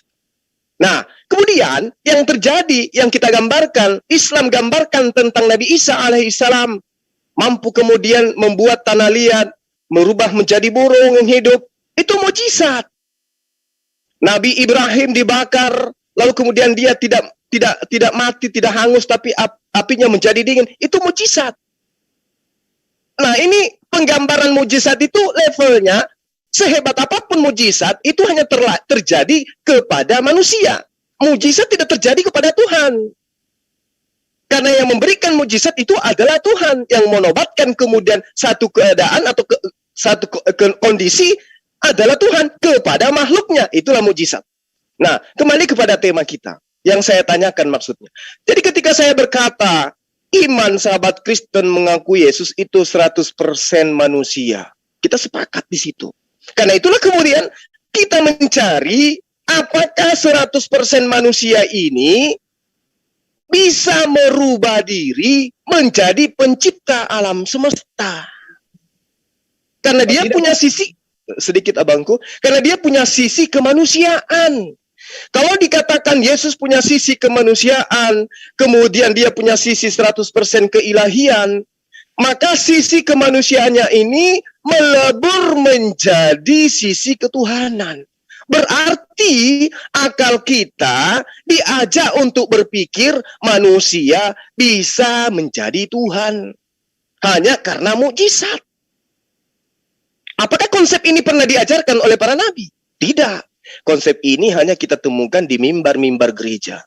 Bahwa ada manusia 100% bisa menjadi ikut-ikutan jadi Tuhan. Seperti misalnya saya nih Bang. Saya Zuma, 100% manusia. Tapi Pak, saya kerasukan roh jahat. Apakah kemudian 100% sisi kemanusiaan saya itu berubah menjadi iblis? Oh tidak. Tetap aja kodrat saya menjadi manusia. Nggak bisa berubah kodrat ini. Bagaimana dengan Tuhan? Tuhan pun demikian. Apa buktinya? Yesaya 43 pasal 10. Kecuali kalau abang saya tidak mengimani itu. Engkaulah saksiku. Tidak ada Tuhan yang dibentuk sebelum aku. Dan tidak ada Tuhan yang dibentuk setelahku. Jadi kalau kemudian yang dibentuk itu adalah Tuhan menjadi manusia. Kemudian dibentuk lagi menjadi roh. Lalu kemudian dibentuk lagi menjadi tubuh kemuliaan dan seterusnya. Ini akan menjadi kacau balau iman kita. Kenapa? Larinya kepada imani saja. Kenapa harus demikian? Maria punya hak. Ibu manusia bernama Maria ini punya hak terhadap anaknya. Dia punya pertanggungjawaban di hadapan Tuhannya kelak. Maria akan dimintai pertanggungjawab terhadap anaknya. Mana anakmu? Kau didik seperti apa anakmu? Dia punya pertanggungjawaban. Dan kalau kemudian dia punya selaput darah, dia punya rahim hanya dipakai begitu saja, dia pun boleh keberatan. Karena kenapa? Allah itu maha adil. Lawang ternyata kamu pakai keperawanan saya, kamu sobek keperawanan saya, hanya untuk usil jadi manusia. Sementara ternyata kamu itu adalah Tuhan saya. Ini kita akan pretelin sampai ke sana, Bang. Kalau kita berbicara akal dan logika hubungannya dengan wahyu. Jadi begini, Ini Bang. nggak bisa. Ya, oke, silakan. Jadi begini, Bang.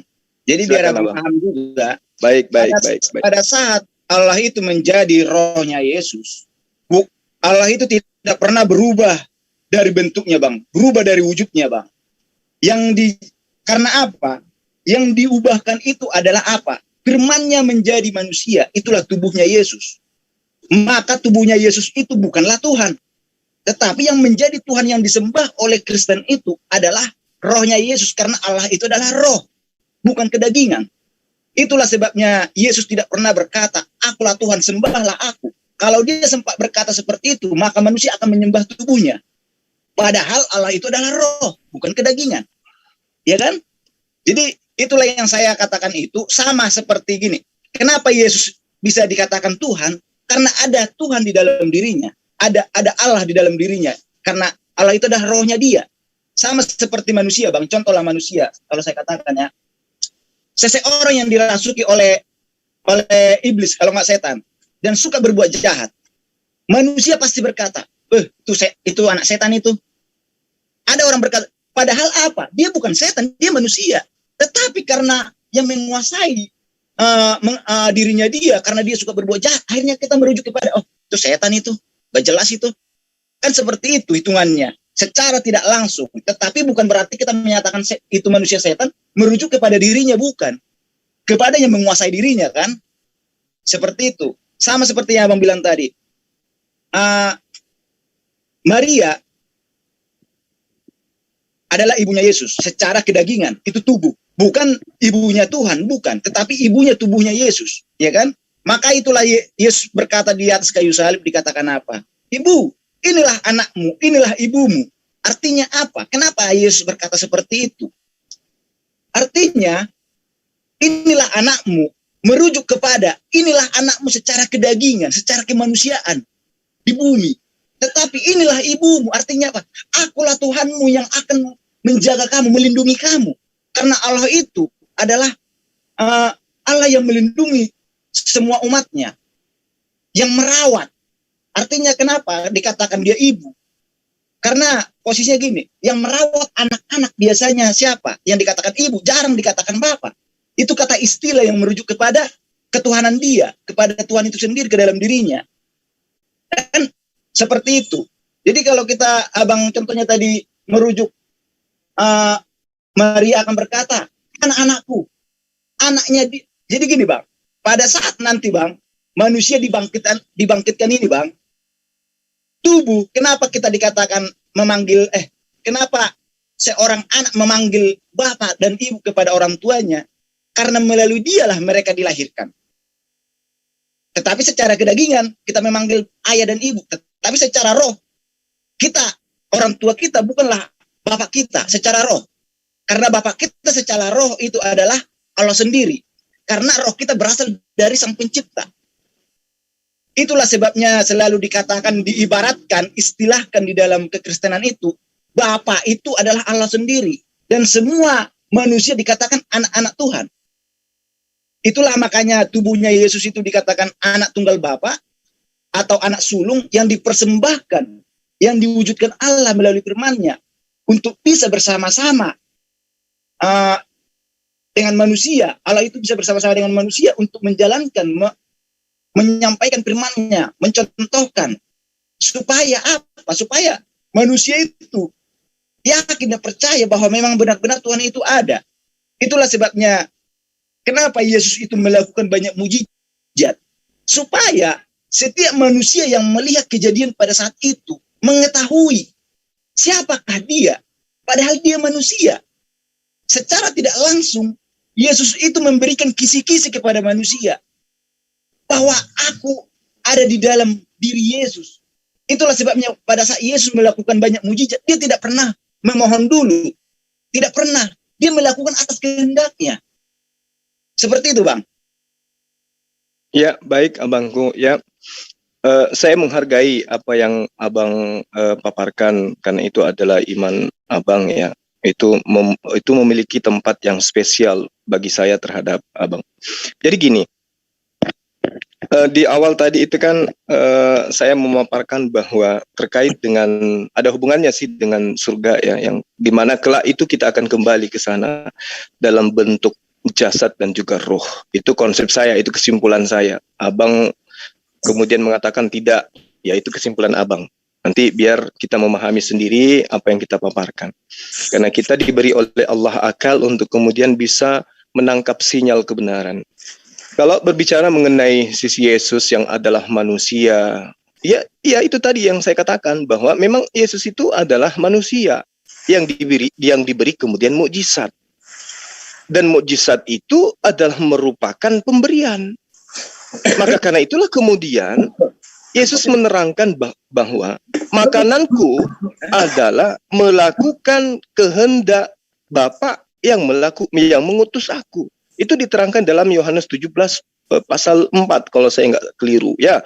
Bahwa apapun yang kemudian Yesus pertontonkan pada Bani Israel di zaman dia nuzul di atas muka bumi ini, itu untuk membuktikan kepada orang-orang di sekelilingnya bahwa dia itu adalah utusan Tuhan. Bukan untuk membuktikan bahwa dia adalah Tuhan, bukan.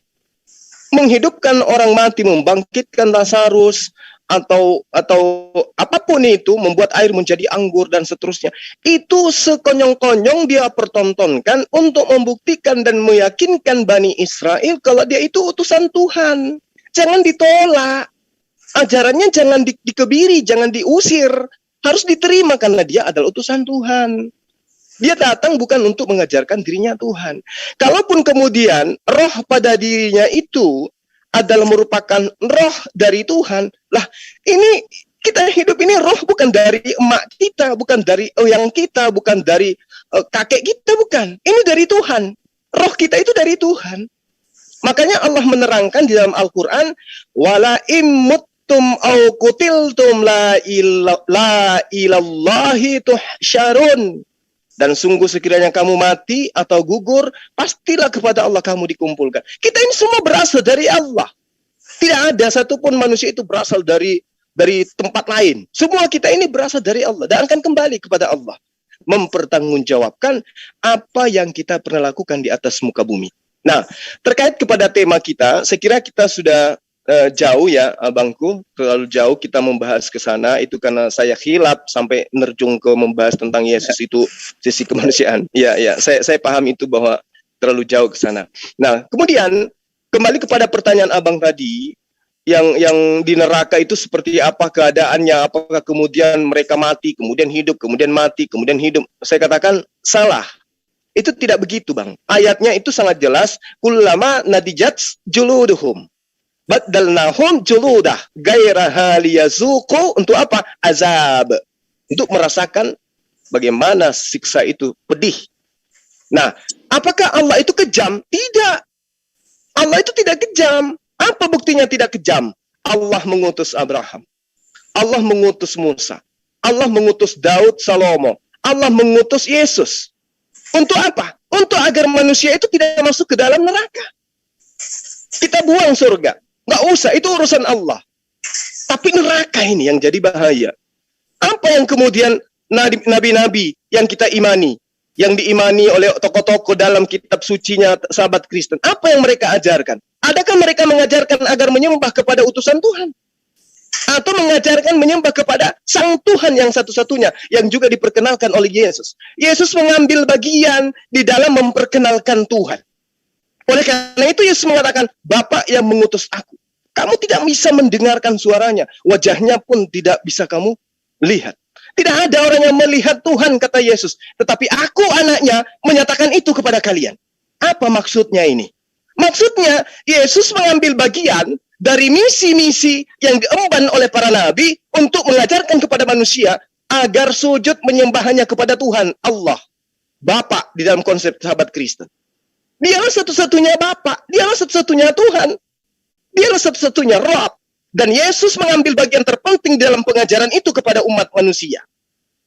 Yang keliru kemudian adalah ketika Bang Suma tampil unyu-unyu, nyadar bahwa Yesus manusia, tampil sebagai manusia, memberikan mukjizat, mengajarkan kepada Bani Israel, orang-orang di sekelilingnya, bahwa apapun yang aku berikan, itu semua dari Bapa, bukan dari aku. Bahkan kedatanganku bukan atas kehendakku sendiri. Aku datang bukan atas kehendakku sendiri. Artinya bahwa Bang Suma ini salah, sesat, kafir, ketika mendudukkan sang utusan menjadi utusan itu, menjadi sang pengutus itu sendiri. Karena itulah kemudian Yesus menggambarkan hidup kekal itu adalah mereka mengenal Engkau, satu-satunya Allah yang benar, dan pada kondisi yang sama, pada status bersamaan, saya yang kau utus mereka kenal sebagai utusanmu. Selesai.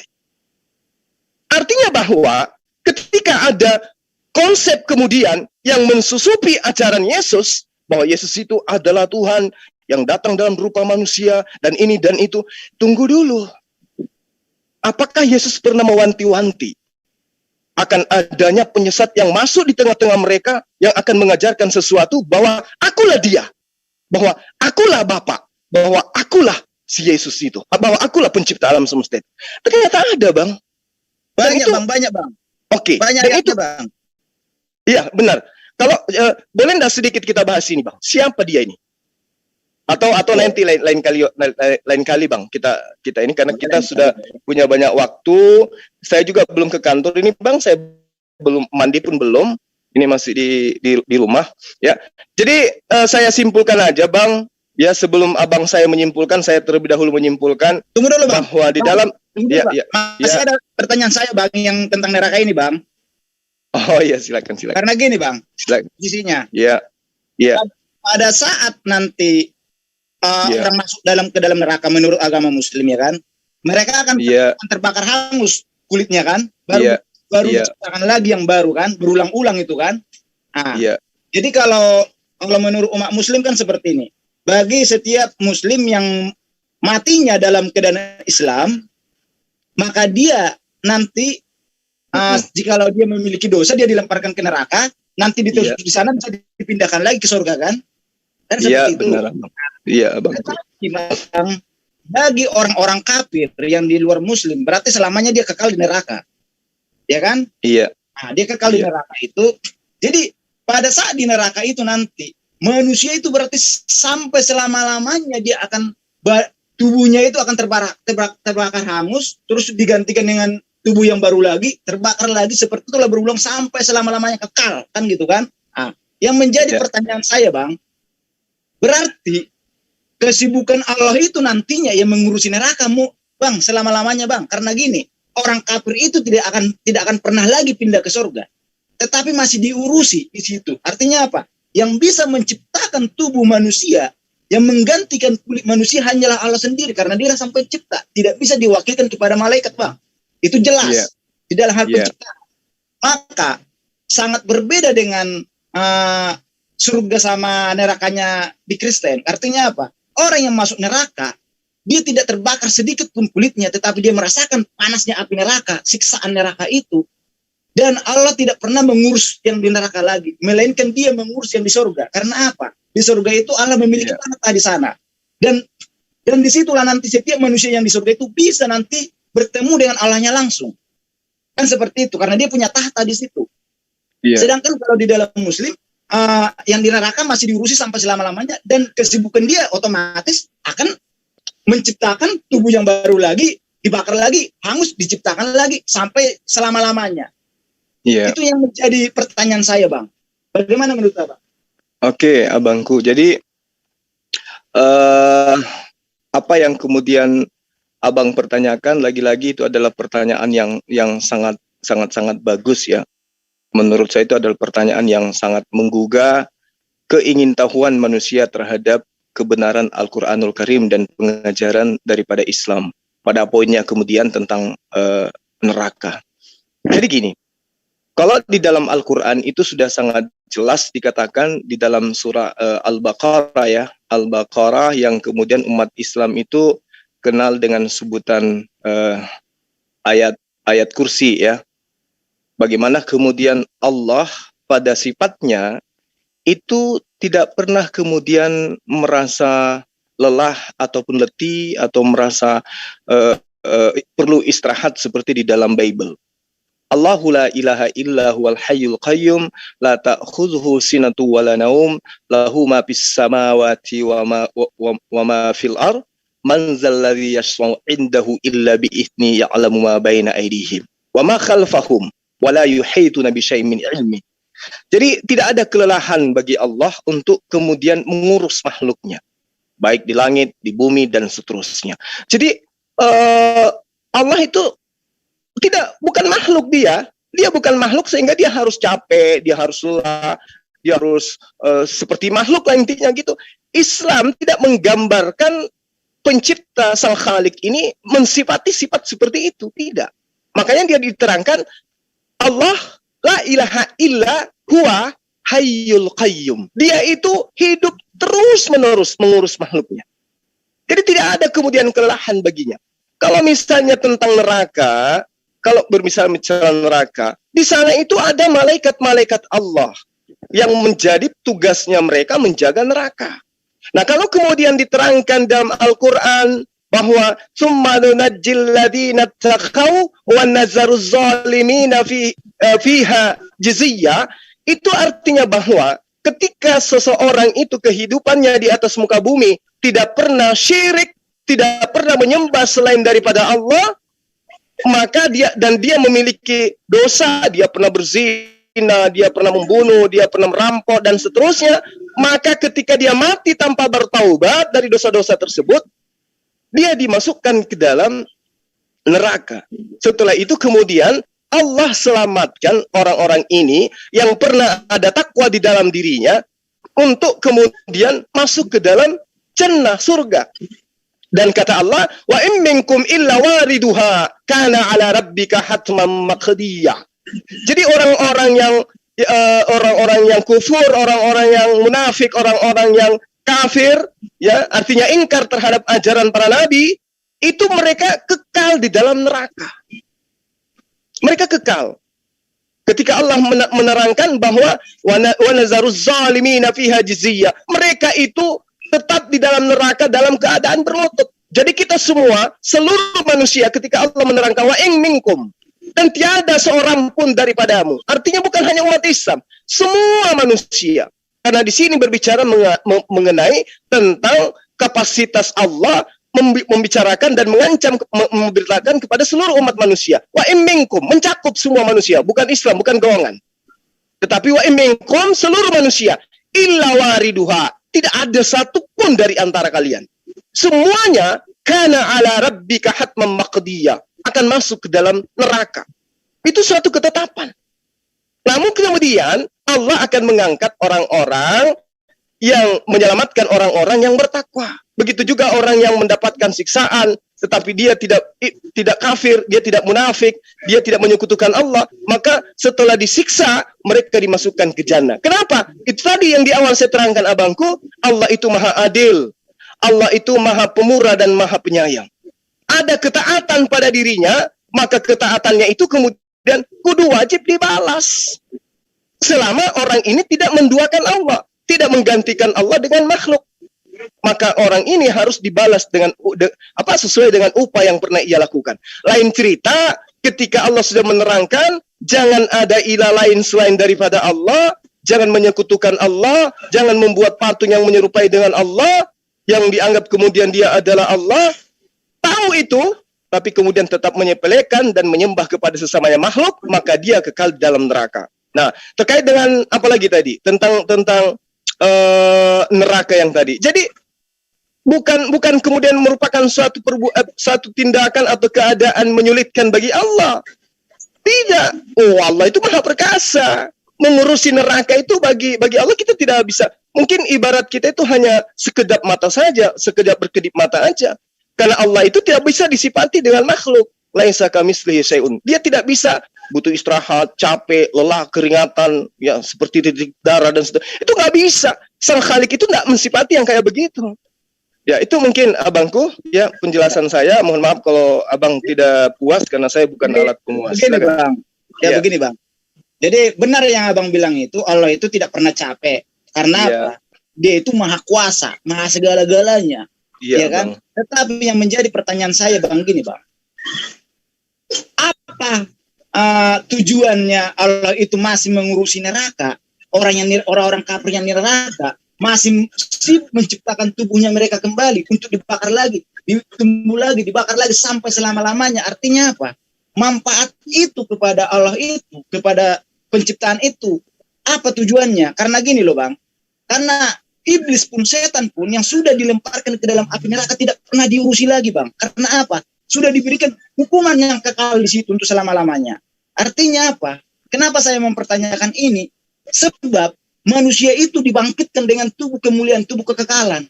Makanya menjadi pertanyaan saya, di manakah tubuh kekekalan yang dimiliki manusia yang di neraka ini jika memang tubuhnya dia masih bisa terbakar? Berarti yang dibangkitkan itu bukan tubuh kemuliaan, berarti dia dalam muslim. Karena apa? Masih bisa berkurang tubuhnya, masih bisa hangus terbakar. Sedangkan di dalam kekristenan itu tidak ada lagi yang namanya berkurang satu bulu pun dari tubuh kita ini, rambut kita ini tidak akan pernah lagi hangus terbakar. Karena apa? Dia sudah dibangkitkan dengan kekekalan ini dan selamanya kekal kamu merasakan panasnya api neraka di situ. Karena apa? Tuhan itu maha baik. Artinya apa? Diberikan kita hak untuk memilih. Mau pilih kamu ke surga silakan. Imani saya. Lakukan apa perintah saya. Jika kamu tidak mau memilih saya, kamu memilih bersekutu dengan iblis, ya silakan, itu hak kamu. Karena manusia dikasih hak bebas untuk memilih hidupnya, menentukan kemana jalannya. Tetapi di dalam hal kebangkitan itu mutlak satu kesatuan bang. Allah itu tidak pernah membangkitkan, oh yang ini orang baik dibangkitkan dengan tubuh kemuliaan yang kekal. Padahal itu belum penghakiman. Karena apa? Dibangkitkan dulu, baru ada penghakiman, baru ketahuan mana yang akan masuk ke neraka, mana yang masuk ke surga. Yang menjadi problem pertanyaan saya ini kepada abang, berarti Allah itu masih sibuk mengurusi yang tidak ada faedahnya lagi sampai selama-lama, walaupun Allah itu tidak pernah capek. Padahal seharusnya Allah itu kan dia diam untuk ada kepada umatnya yang di surga. Itulah sebabnya orang Kristen itu selalu apa? Allah itu sebagai cahaya, sebagai terang di sana, sebagai sumber air kehidupan di sana semuanya. Karena apa? Allah itu tidak akan pernah meninggalkan surga itu lagi. Karena disitulah tatanya dia. dia tidak akan pernah lagi mengurus yang di neraka. Karena apa? Sudah diberi kekekalan di sana untuk selama-lamanya. Dan bahkan tubuhnya pun tidak akan bisa terbakar lagi. Seperti itu, Bang. Baik, abangku, ya, sahabat saya, Bang Richard Sijabat, yang insya Allah akan mendapatkan hidayah. Jadi gini, abang, Al-Quran itu ketika menjelaskan kullama nadijat juluduhum baddalnahum juludan gaira haliyazuqul azab, itu bukan berarti bahwa Allah itu kemudian ya seperti yang disifati manusia, makhluk. Yang abang saya gambarkan ini kan mensifatinya dengan sifat makhluk. Mengurusi dalam arti kata sama seperti penggambaran kita mengurusi makhluk. Tapi nggak apa-apa. Saya coba untuk memberikan sebuah analogi begini. Saya ini saya seorang pimpinan di kantor. Nggak ada yang boleh maksa saya masuk kantor jam berapa, mau pergi jam berapa, mau pulang jam berapa. Karena saya penguasa. Kenapa demikian? Karena saya punya staf-staf yang sudah saya kasih tugas. Ada yang untuk ke Disnaker, ada yang untuk ke BPJS Kesehatan, dan seterusnya. Saya tinggal mendengarkan informasi aja. Karena saya penguasa. Ini buktinya sekarang. Saya masih di rumah, ini udah jam berapa ini. Karena saya punya kuasa. Ini manusia loh. Seorang manusia yang punya kuasa, mampu santai-santai, di mana roda bisnisnya harus berjalan. Bagaimana sang Khalik yang memiliki kapasitas segala-galanya yang serba maha. Jadi kita tidak bisa kemudian mensifatkan Allah dengan sifat makhluk, nggak boleh. Itu di dalam Islam, Bang. Bukan saya mau mendoktrin abang, nggak. Dalam Islam itu Allah itu adalah maha kuasa dia. Nah, terkait dengan yang abang katakan bahwa dia harus ini dan itu, dia tidak bisa terbakar api. Abangku, kalau begitu siapapun mau ke neraka, Bang. Kenapa? Karena ternyata kebal. Dibakar nggak ngapa-ngapain dia. Merasakan nggak terbakar sakit panasnya itu dirasakan, iya. Bang. Iya. Tersiksa itu, Bang. Oke, abangku. Oke. Jadi kalau misalnya hanya merasakan panas, apa bedanya dengan yang digambarkan oleh Al-Quran? Mereka pada badannya itu meleleh karena kebakar. Kemudian bertumbuh kembali daging itu. Dibakar lagi, tumbuh lagi, dibakar lagi. Siksaan yang terus-menerus. Dan itu sama seperti yang saya gambarkan tadi. Anda kena luka, tumbuh. Anda kena luka, tumbuh. Anda kena luka, tumbuh. Sama seperti itu. Dia merasakan penggambarannya. Hanya analogi dan penafsiran kita ajanya yang berbeda. Tujuannya sama. Gini, manusia ketika dia masuk ke dalam... Ya. Begini, Bang. Karena posisi yang abang bilang contohkan kepada luka tadi, artinya apa? Pada saat kita luka, Bang, kena pisau, ya kan, otomatis kan pisau itu tidak selalu melekat di dalam tubuh kita, Bang. Maka ada waktu dia untuk penyembuhan dia, pertumbuhannya lagi. Sedangkan di dalam neraka itu, api itu tetap melekat, Bang. Bagaimana dia untuk pertumbuhan dia kalau bukan untuk diciptakan dengan kuasa itu, Bang? Satu lagi, Bang. Abang tadi yang analogikan seperti abang selaku pimpinan perusahaan, ya kan? Artinya apa? Abang punya kuasa mau masuk jam berapa bebas, ya saya akui. Tetapi, Bang, pada saat abang memiliki karyawan, ya kan? Abang harus memperhatikan karyawan ini kan? Karena itu anak buahnya abang. Tetapi, Bang, pada saat anak buahnya abang ini abang pecat, keluar dari karyawan, Bang, abang tidak akan pernah mengurus dia lagi, Bang. Karena apa? Karena sudah tidak ada lagi manfaatnya, Bang. Seperti itu maksud saya, Bang. Seperti itulah neraka itu. Kenapa dibangkitkan dengan tubuh kemuliaan? Supaya mereka di sana tidak ada lagi sangkut pautnya Allah lagi menciptakan tubuh yang baru lagi. Tetapi mereka di sana itu dengan tubuh yang kekal terbakar, tapi merasakan panasnya sisaan api neraka itu. Seperti itu, Bang. Iya. Oke, abangku sudah. Udah, Bang? Oke. Baik. Jadi Al-Quran itu Allah menerangkan qalan naru maswaakum khalidina fiha. Jadi orang disiksa itu kekal di dalam. Nggak ada berhenti istirahat dulu. Nggak ada yang kayak begitu. bahwa terkait dengan kondisi yang abang tanyakan tadi itu ya, bahwa mereka harus diganti kulitnya. Enggak, tidak. Itu berganti dalam keadaan non-stop, tidak ada henti-hentinya. Ini penggambaran. Tapi Bang gini Bang, kalau dia berganti dengan sendirinya tanpa henti-hentinya, bagaimana mungkin tubuh kita yang kena api dibakar terus, hangus, bisa bertumbuh dengan sendirinya padahal api tetap melekat itu Bang. Nah itulah siksaannya itu di situ abangku. Itulah siksanya. Itulah siksanya neraka itu. Berarti itu ada penciptaan lagi di situ Bang. Oh enggak, bukan itu penciptaan. Tetapi dalam arti kata, penciptaan yang dimaksud di sini adalah bertumbuh. Apa yang kemudian hancur luluh dibakar api itu bertumbuh, dibakar lagi, bertumbuh, dibakar lagi. Jadi dalam proses pertumbuhannya itu sama seperti kita. Diiris, tumbuh, diiris, tumbuh, diiris, tumbuh. Sama siksanya seperti itu, coba bayangkan. Abang kan ngasih analogi tadi, diiris. Kalau iya. Abang diiris Bang, tahu nggak Bang? Bagaikan pisau itu adalah api itu sendiri ya. Iya. Jadi kalau pisau itu diiris, melekat ditempelkan terus ke dalam tubuh Bang, itu tak akan bisa dagingnya bertumbuh Bang. Asalkan kalau melekat terus Bang, seperti itu, api itu melekat terus dalam tubuhnya Bang, membakar terus. Bagaimana cara pertumbuhan di situ? Kalau hanya satu dengan satu jalan, yaitu penciptaan dengan mujizat di situ. Seperti itu Bang. Oke, jadi seperti misalnya analoginya kayak mana ya? Seperti misalnya sebuah pabrik, ya. Pabrik itu sudah dirancang kemudian untuk memproduksi. Seperti itulah penggambaran apa yang diterangkan oleh Al-Qur'an. Kullama nadijat juluduhum. Nah, setiap kali kulit mereka hangus, maka diterangkan kembali oleh Allah, tubuh kulit mereka itu akan kembali diganti dengan kulit yang lain. Karena yang tadi hangus, bertumbuh lagi, hangus, bertumbuh lagi. Itulah siksanya seperti itu. Namun saya tidak bisa kemudian memahamkan kepada abang sesuai dengan apa yang abang mau. Silakan dengan pemahaman abang.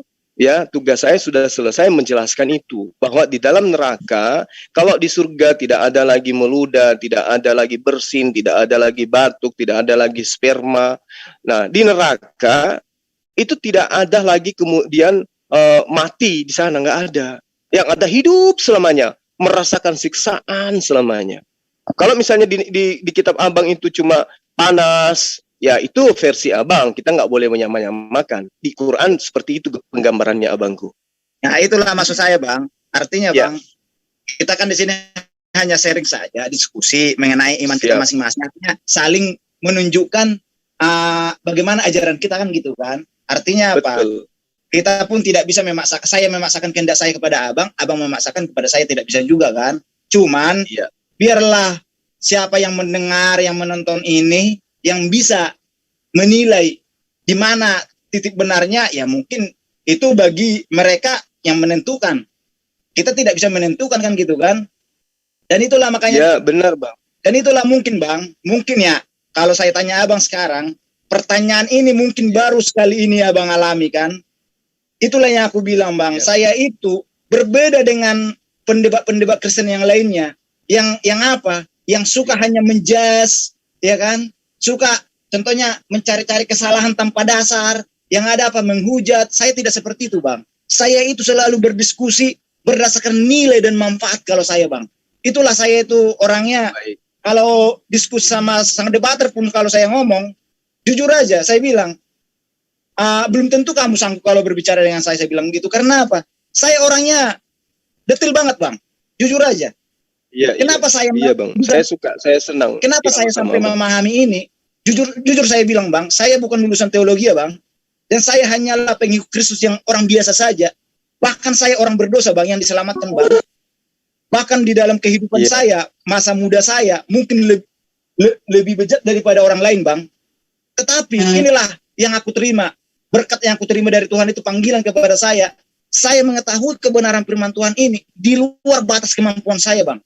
Dan bahkan saya pun kalau saya bersaksi, apakah mungkin ada Roh Kudus yang diam di dalam diri aku, yang menuntun aku di dalam roh kebenaran? Saya tidak bisa memberikan kesaksian itu karena saya tidak bisa membuktikan Di mana Roh Kudus itu gitu kan? Paling saya hanya bisa merujuk melalui perkataan saya. Inilah yang saya pahami dan ini di luar dari kemampuan saya. Begitu, Bang. Iya, Bang. Jadi saya hanya sesi kali ini saya hanya menjawab berdasarkan Quran. Meski sebenarnya setiap pertanyaan Abang itu jawabannya pun ada sebenarnya di dalam Bible yang Abang imani sebagai kitab. Nah, mungkin kita cukupkan dulu. Mana tahu ada teman-teman di sini yang mau menambahkan atau bertanya. Boleh nggak, Bang? Oh, silakan, nggak apa-apa. Baik sahabat-sahabat sekalian. Kalau ada yang ingin bertanya, baik kepada saya ataupun kepada teman kita, Bang si Jabat. Ya, waktu dan tempat saya persilahkan karena tanpa moderator ini soalnya. Silakan. Ya, kita diskusi bebas, Bang.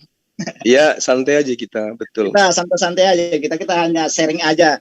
Karena apa? Ya. Jujur saya bilang, Bang, saya punya prinsip dalam hidup saya, Bang. Terlepas itu pengakuan berbeda di dalam iman orang lain ya, kalau saya mengatakan seperti ini, Bang. Manusia diciptakan oleh Allah yang satu, Allah yang Esa. Iya kan? Iya, benar. Dan manusia itu semua berasal dari keturunan dari Adam dan Hawa. Kita sama semua, nenek moyang kita, kan gitu kan? Dan kita semua hidup di dalam bumi yang sama, bukan bumi yang berbeda. Artinya apa? Betul. Kalau saya merujuk ketiga hal ini, Bang, inilah yang saya simpulkan. Berarti kita itu adalah satu, sama semua saudara. Maka kita harus saling mengisi, saling mencerahkan, saling berbuat baik, saling tolong menolong, saling memaafkan. Karena apa? Itulah sebabnya firman Tuhan itu diturunkan kepada nabi-nabi sebelumnya untuk kita imani. Supaya apa? Supaya kita bisa damai, bisa rukun, bisa hidup sejahtera. Bagaimana halnya seperti hidup di dalam surga. Itulah sebabnya, Bang, di dalam doa Bapak kami yang diajarkan, jadilah kehendakmu di bumi seperti di surga. Artinya apa? Melalui firman inilah kita bisa hidup damai sebelum kita menuju ke kehidupan yang kekal. Bagaimana caranya kita mewujudkan kehidupan yang damai di bumi ini? Yaitu dari 3 faktor tadi lah. Dasarnya kita harus bisa tanpa ada perselisihan. Harus bisa saling mengisi, memaafkan. Sebab, Bang, gini, Bang. Jika kita, Bang, sampai membalaskan suatu kejahatan yang dilakukan orang lain kepada kita, maka orang lain pun akan membalas kembali kepada kita. Maka takkan pernah ada kedamaian di dunia ini. Itulah sebabnya Yesus berkata apa? Ampunilah musuhmu. Artinya apa? Di saat kita bisa saling mengampuni, damai kita semuanya. Gak ada perselisihan. Itulah kedamaian yang seharusnya kita pegang. Tetapi zaman sekarang semakin majunya teknologi, semakin fokusnya pemikiran manusia. Udah, Bang, jangan curhat, Bang. Jangan curhat, udah. Ini ada yang mau bertanya ini dari Mbak Yuni Indriani sama Bang Kritis nih. Silakan, Bang. Ya, bertanya apa silakan sama Bang Ustadz Juma apa sama Bang Jabat.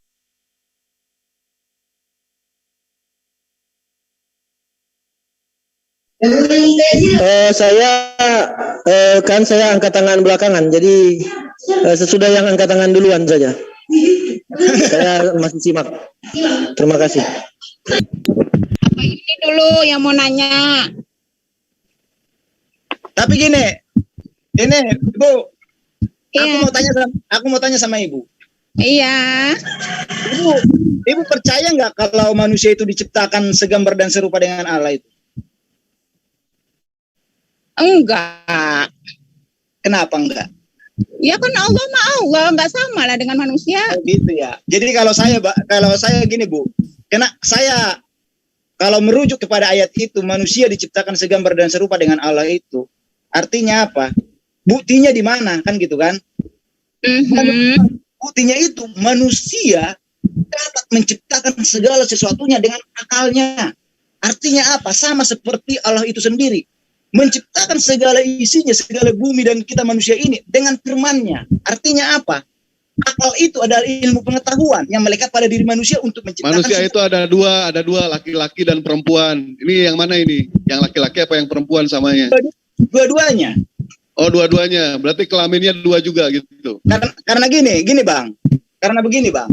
Jadi apa namanya kan dibilang diciptakan menurut gambarnya kan? Artinya apa? Iya, laki-laki atau perempuan? Ya? Laki-laki atau perempuan? Jadi begini Bang, secara kalau kita merujuk kepada roh, karena Allah itu adalah roh, iya kan? Nggak usah curhat Bang. Tidak, Yang saya tanya laki-laki atau perempuan. Dulu, Bang.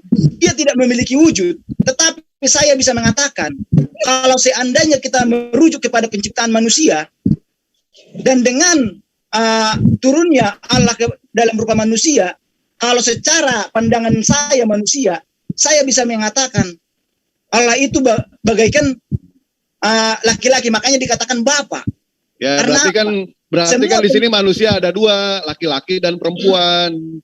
Kalau misalkan Allah itu mirip laki-laki, berarti Allah tidak adil. Karena Allah menciptakan dua manusia berpasangan, laki-laki perempuan. Kan begitu. Pada saat penciptaan manusia, Bang, yang diciptakan pertama siapa, Bang? Ya, laki-laki. Laki-laki kan? Nah, itulah awal penciptaan, Bang. Kalau penciptaan berarti Allah punya pantat juga ya. Allah punya pantat juga ya. Pada saat penciptaan perempuan, Bang, itulah sebabnya saya tanya dulu sama Abang. Kenapa Allah itu menciptakan perempuan itu dari tulang rusuk? Kenapa bukan dari tulang jari, tulang kaki? Coba, Abang bisa jelasin nggak itu? Secara gua jawab. Baik. Kenapa Allah menciptakan Siti Hawa itu bukan dari tulang kepalanya Nabi Adam? Karena yang namanya perempuan tidak akan pernah menjadi seorang pemimpin. Pemimpin laki-laki tidak akan pernah bisa. Kenapa Allah menciptakan Siti Hawa itu bukan dari tulang tangannya Nabi Adam? Karena perempuan bukan untuk ditampar, bukan untuk dipukul. Dan kenapa Allah menciptakan manusia bukan dari tulang kakinya Nabi Adam? Karena perempuan itu bukan untuk diinjak, bukan untuk ditendang. Tetapi perempuan diciptakan dari tulang rusuknya Nabi Adam alaihissalam. Ketika seorang perempuan itu merebahkan kepalanya di dada laki-laki yang dicintainya, dia akan merasakan kenyamanan, dia akan merasakan kedamaian. Kenapa? Karena dia sadar disitulah tempat dia yang sebenarnya. Baik, sekarang gua jawab pertanyaan gua. Ketika biar saya jelaskan persis saya, Bang. Kenapa diciptakan dari tulang rusuk? Ya kan? Karena tulang rusuk itu adalah tanda keseimbangan. Artinya apa? Kesetaraan. Makanya perempuan itu diciptakan sepadan, Bang. Tetapi karena perempuan itu berasal dari laki-laki, maka perempuan itu harus tunduk kepada laki-laki. Bukan berarti contohnya laki-laki perempuan mengatur laki-laki, tidak bisa. Tadi sudah dibilang tadi dari awal. Perempuan tidak akan pernah menjadi pemimpin. Sekarang gua tanya sama ente, ketika ente mengatakan kalau misalkan Allah menciptakan serupa dengan gambarnya, berarti Allah menciptakan dua manusia di sini. Memang manusia pertama itu adalah Nabi Adam. Dan yang kedua itu adalah Siti Hawa. Nah, serupa dengan siapa? Serupa dengan Nabi Adam alaihissalam. Tetapi ternyata Allah itu tidak adil. Kenapa? Karena perempuan. Kenapa? Abangku, jadi gini Bang, waktu penciptaan perempuan tidak pernah dikatakan di situ di dalam Alkitab itu dikatakan perempuan diciptakan segambar dan serupa dengan Allah. Tetapi waktu penciptaan apakah di situ disebutkan juga laki-laki? Apa di situ disebutkan juga laki-laki? Waktu penciptaan disebutkan nggak laki-laki? Disebutkan tidak laki-laki? Adam laki-laki nggak? Ya disebutkan atau tidak? Adam laki-laki nggak? Disebutkan atau tidak dalam Bible? Adam laki-laki, nggak usah kita menyebutkan yang jelas. Adam laki-laki. Iya laki-laki. Oke, gua jawab. Adam laki-laki. Apakah di dalam Bible disebutkan laki-laki? Mari kita menciptakan sesuai dengan laki-laki. Ada nggak kata-kata itu? Makanya dikatakan segambar dan serupa dengan Allah. Siapa yang diciptakan pertama? Yaitu Adam, bukan perempuan. Disebutkan nggak di situ? Disebutkan nggak? Mari kita buat gambar manusia sesuai dengan kita laki-laki. Disebutkan tidak? Itulah yang aku bilang itu tadi, Bang. Ya. Kenapa? Apalagi Abang tadi ngomong seperti ini. Kenapa tidak diciptakan dari tulang jari manusia? Karena perempuan bukan untuk dipukul. Kan Abang bilang seperti itu ya. Nah, itu kan udah dijawab. Tetapi coba dulu Abang baca dulu surah An-Nisa ayat 23. Yang mana? Surah An-Nisa ayat 23 apa di situ dikatakan? Disebutkan. Iya.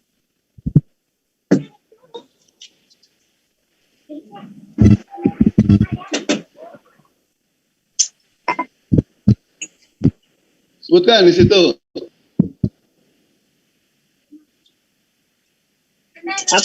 Apa dikatakan di situ?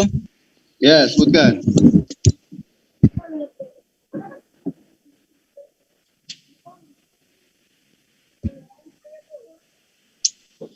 Poinnya aja, sebutkan poinnya.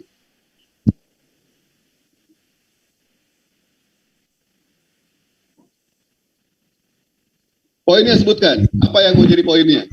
Karena di situ dikatakan seorang suami, kalau tidak salah saya tidak membuka ayatnya nih. Ya. Iya kan? Ini. Sebentar. Noise banget, kenapa ini noise?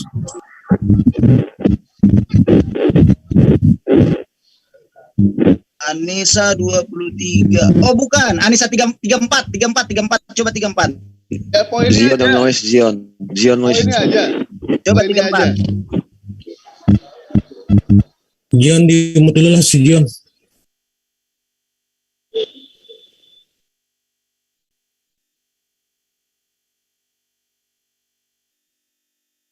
Ya, Apa poinnya dikatakan di apa? situ? Apa dikatakan di situ? Bahwa apa? Perempuan yang melawan suami, bahkan yang keluar tanpa izin, boleh dipukul, Bang. Di mana boleh dipukul? Ya bacalah di situ, Bang. Baca dulu ayatnya semua, Bang. Coba Bang Tristan, tolong dong.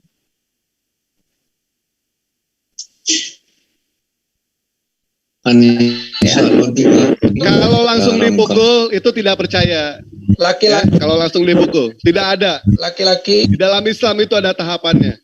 laki-laki dalam kurung suami itu pelindung bagi perempuan istri, karena Allah melebihkan mereka laki-laki atas sebagian yang lain perempuan, dan karena mereka laki-laki telah memberikan nafkah dari hartanya, maka perempuan-perempuan yang saleh adalah mereka yang taat kepada Allah dan menjaga diri ketika suaminya tidak ada, karena Allah telah menjaga mereka. Perempuan-perempuan yang kamu khawatirkan akan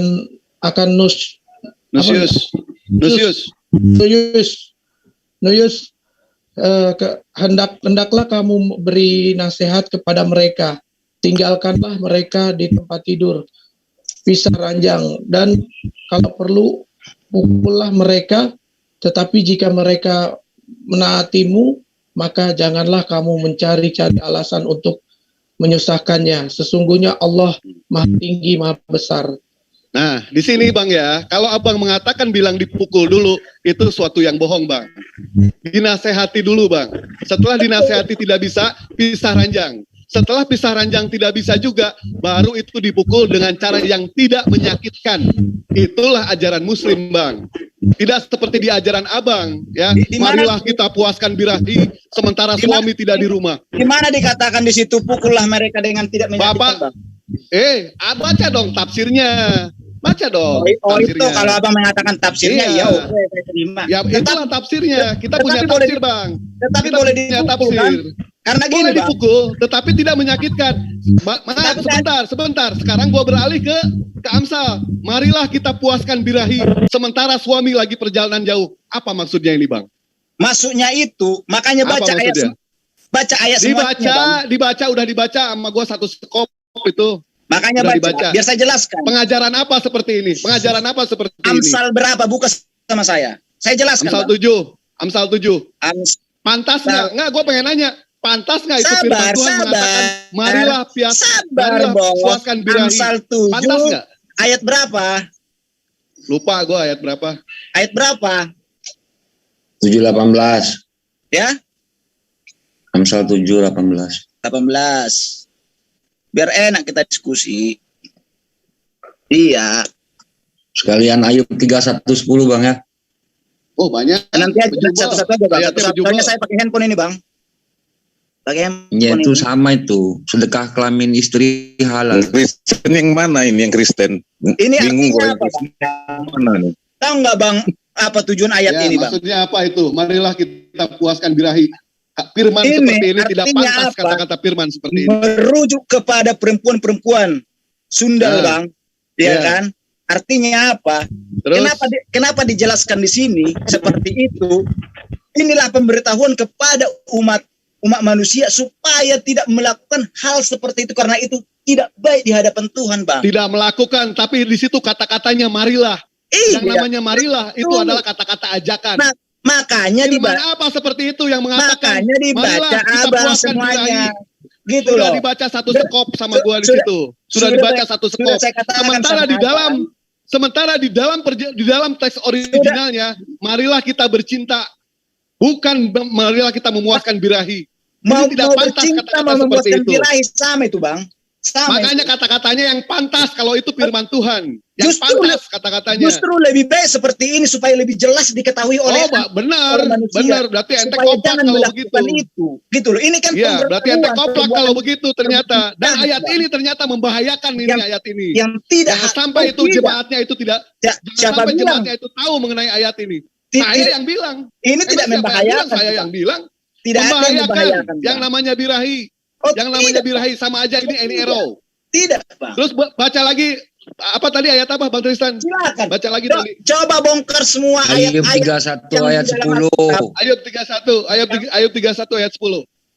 Biarlah orang lain menggiling, biarlah istri menggiling bagi orang lain, dan biarlah orang lain. Ayub berapa? Ayub berapa? Ini sedekah kelamin istri. Ayub berapa? Enggak. Ayub 31 ayat 10. Ayat 31. Ayat 10. Itu giling-giling itu maksudnya gilingan itu apa? Terusin. Bang Tristan, terusin. Oke. Di sini apa? Ini merujuk kemana ini? Coba ayo baca. Ya, kalian jelaskan. Ini merujuk bagi kemalangan yang melakukan kejahatan, Bang. Kejahatan apa maksudnya? Ya, kejahatan.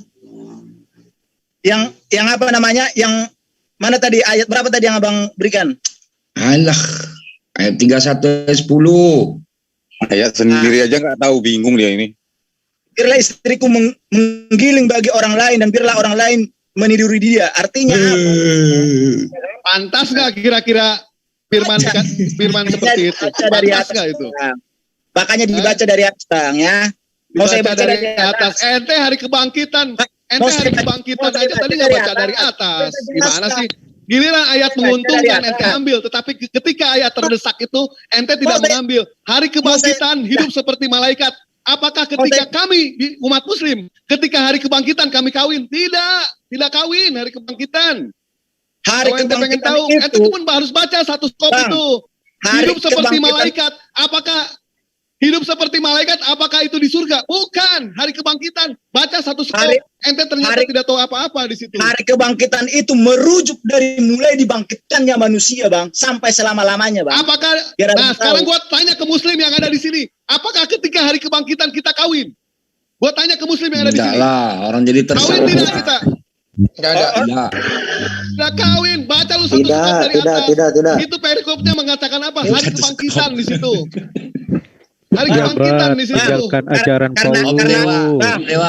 Karena Abang merujuk, Bang, karena Abang merujuk ke masalah seksual, karena Abang merujuk kepada seksual, akan saya tunjukkan ayat, Bang. Coba dibuka. Hai istri, tunduklah. Al-Ahzab ayat 51, Bang. Ya nanti, hai istri, tunduklah kepada suamimu. Al-Ahzab ayat 51. Ini tunduklah kepada suamimu seperti tunduk kepada Tuhan. Artinya di sini kalau suami memerintahkan istri tunduk ke suami, begini, saya akan tunjukkan ayat yang dicontohkan oleh Nabi Muhammad. Tapi tulisannya itu kayak tulisan stensil, goblok. Buka. Stensil. Di Islam itu firman Allah itu sopan bahasanya, santun. Silakan. Santun bahasanya. Zaman dulu gue bilang ini di dalam Eni Bible. Aru. Silakan dibuka. Benar, Eni Aru. Maria Ojawa itu. Ayo silakan. Bang Jabat kalau masih kalau Jabat sekarang nonton filmnya namanya Maria Ojawa. Nggak benar. Sesat pasti. Saya tidak mau diputuskan. Mau saudara-saudara ngomong apa di situ, saya nggak pernah sakit hati, Bang. Silakan aja. Tapi jangan sakit hati, Bang. Jangan. Ini makanya saya bilang, ini faktanya bukan katanya.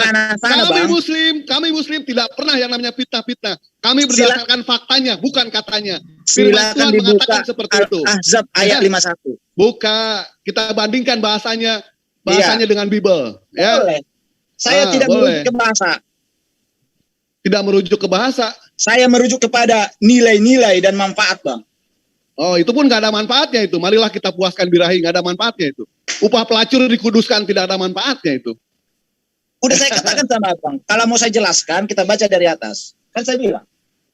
Dijelaskan dari atas bagaimana sama ente? Pantas nggak kira-kira firman Tuhan mengatakan seperti itu? Oh, enggak. Pantas. Pantas sekali.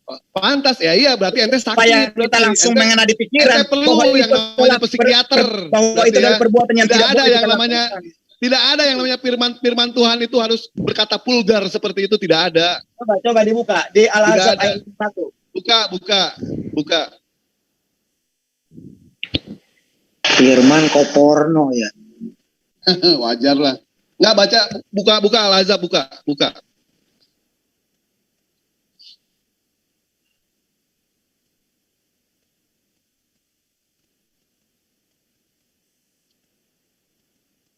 Buka Al-Ahzab, buka. Terasa berapa? Al-Ahzab ayat 51. Buka.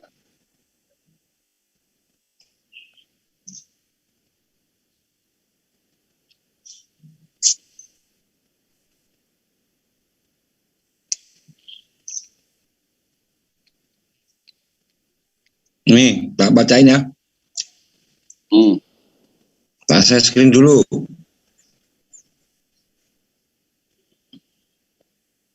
Apabila ada seorang menjual anaknya yang perempuan menjadi budak. Yang Al-Ahzab ini itu boleh. Yang Al-Ahzab. Ini boleh jual budak, bro. Anak itu boleh dijual, bro. Engkau boleh menangguhkan. Engkau boleh menangguhkan. Enggak, itu Al-Ahzab. Engkau boleh menangguhkan itu ada seorang menjual anaknya yang perempuan sebagai budak. Kayak mana nih, bro? Bos jabat, anak perempuan boleh dijual ya? Karena Anda itu mengambil ayat, hanya satu ayat, pada itu jelas itu penjelasan itu. Dari atas ke bawah itu jelas, Bang. Tujuan ayat itu, Bang. Jelas. Berbeda dengan Quran, Bang. Gila juga jelas terus, Bang. Gila juga. Coba dulu. Al-Ahzab ayat 50 sampai 51. Udah tahu. Al-Ahzab ayat 50 sampai 51. Dibuka aja.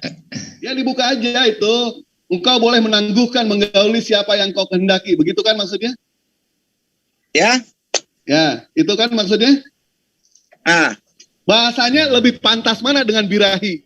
Nah, bukan pantas itu. Mana? Saya tidak berbicara dengan pantas atau tidak pantas, Bang. Tetapi Bang. Kita dari gramatika bahasa Bang. Dulu kita begini, Bang. Saya menguji nilai manfaatnya, Bang. Artinya gini, Bang. Di situ dikatakan apa? Dan siapa yang engkau ingini untuk menggauli kembali dari istri-istrimu yang telah engkau sisihkan, maka tidak ada dosa bagimu. Artinya apa? Nabi Muhammad itu boleh menunjuk siapa? Kan? Ya, masalahnya apa? Orang istrinya. Masalahnya boleh apa? Boleh menunjuk siapa untuk menggauli istrinya yang sudah disisihkan. Iya, kalau itu istrinya masalahnya apa? Padahal gini, Bang. Pada saat kalau itu istrinya, bentar dulu. Ini kan poligami. Tahu gua arahnya tahu. Ketika Nabi Muhammad itu mempunyai istri, istrinya itu digauli, dia berhak memilih. Masalahnya dari mana? Sementara ini istrinya. Masalahnya dari mana? Bukan dia berhak memilih. Dan siapa? Artinya orang lain yang menggauli, Bang. Dan siapa yang engkau ingini? Orang lain yang menggauli. Di mana? Itu menggauli itu bukan wik-wik, itu beda sama wik-wik. Dibaca makanya. Dan siapa yang engkau ingini untuk menggauli kembali dari istri-istrimu? Bukan dibilang. Dan saya. Kata menggauli di situ berkata-kata, berhubungan dalam artian. Banget. Seperti kamu sama orang tuamu. Kalau kamu bergaul dengan orang tuamu, apakah artinya kamu wik-wik sama orang tuamu? Kalau menggauli itu menggauli. Berarti menggauli kau. Dan engkau bergaul sama orang tuaku kok. Istrimu. Dan ngapain kau gauli anak orang digituin? Oh, enggak, Pak, saya mana ini istri? Pak. Saya itu istri. Berkata-kata. Anak orang dari mana lu teh? Ini istri. Emang Nabi ente melakukan hubungan incest? Bang, maksud saya gini, Bang. Seandainya hidup di dunia ini, Bang, saya menggauli anak orang, Bang. Terus nanti anak orang malu lu dosa. Ini mah istri, oncom. Bapaknya datang ke saya. Ngapain kau gauli anak saya? Enggak, Pak, saya hanya berkata-kata saja. Oh, berkata-kata tidak apa-apa. Berarti menggauli itu apa? Berkata-kata. Luar biasa, Bang.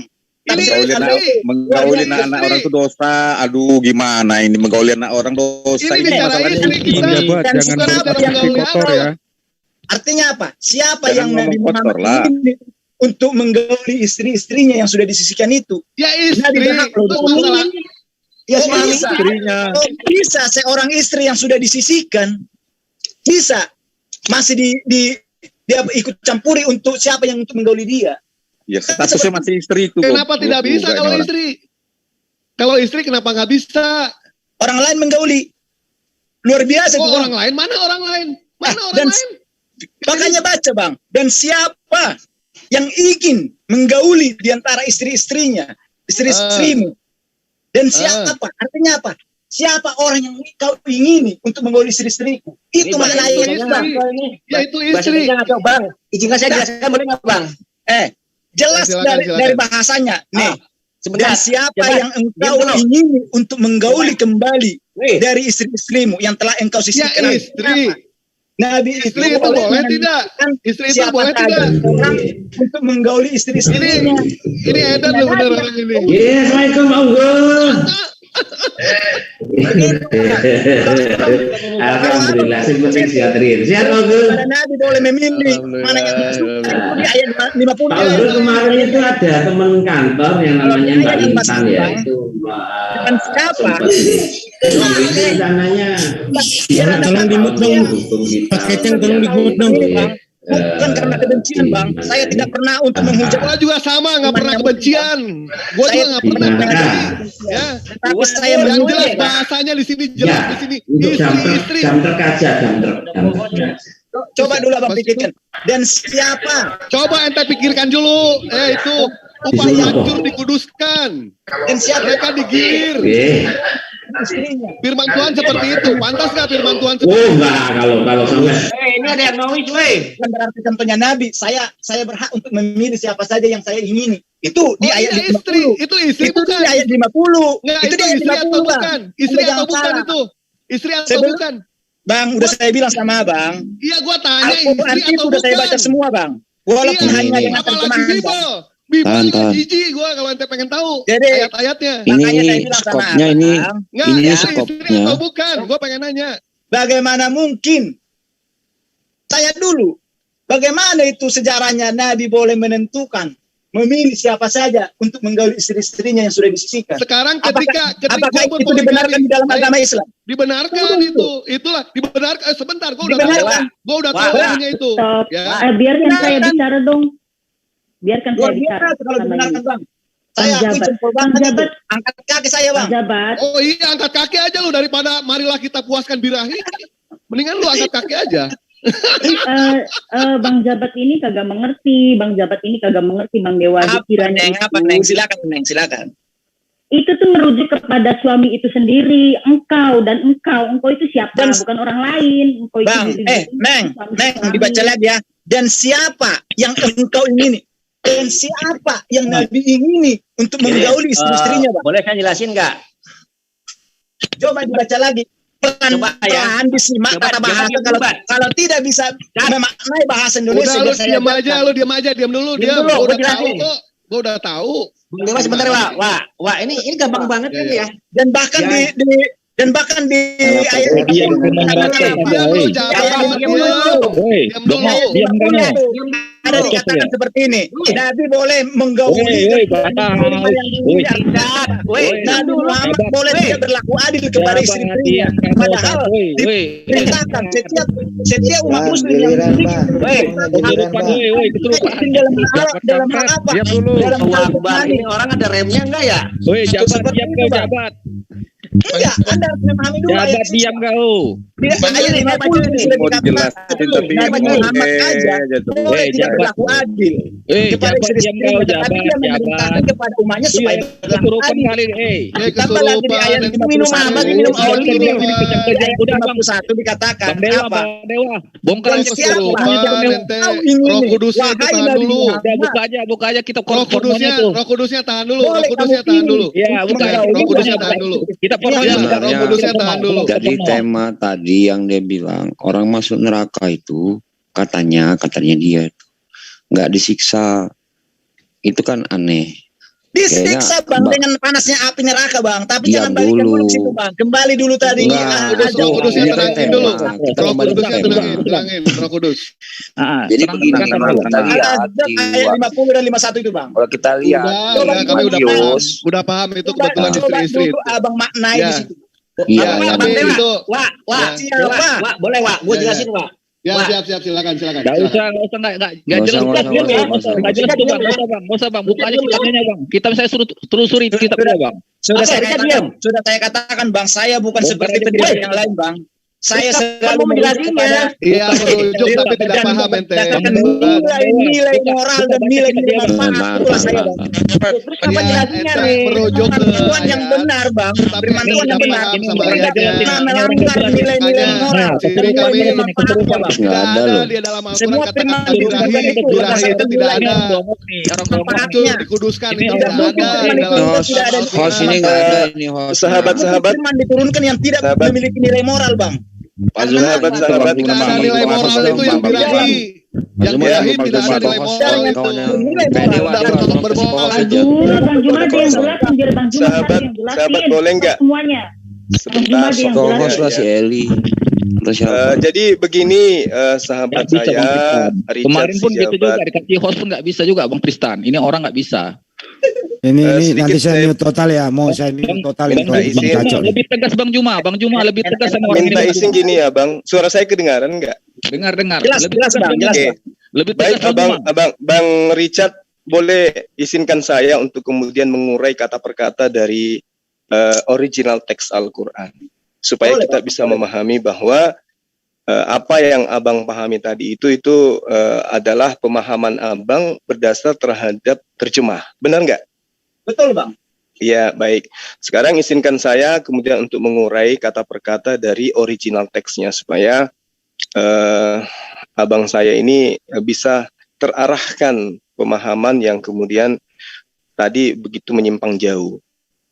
Jadi gini, kata ini diawali dengan kata turji.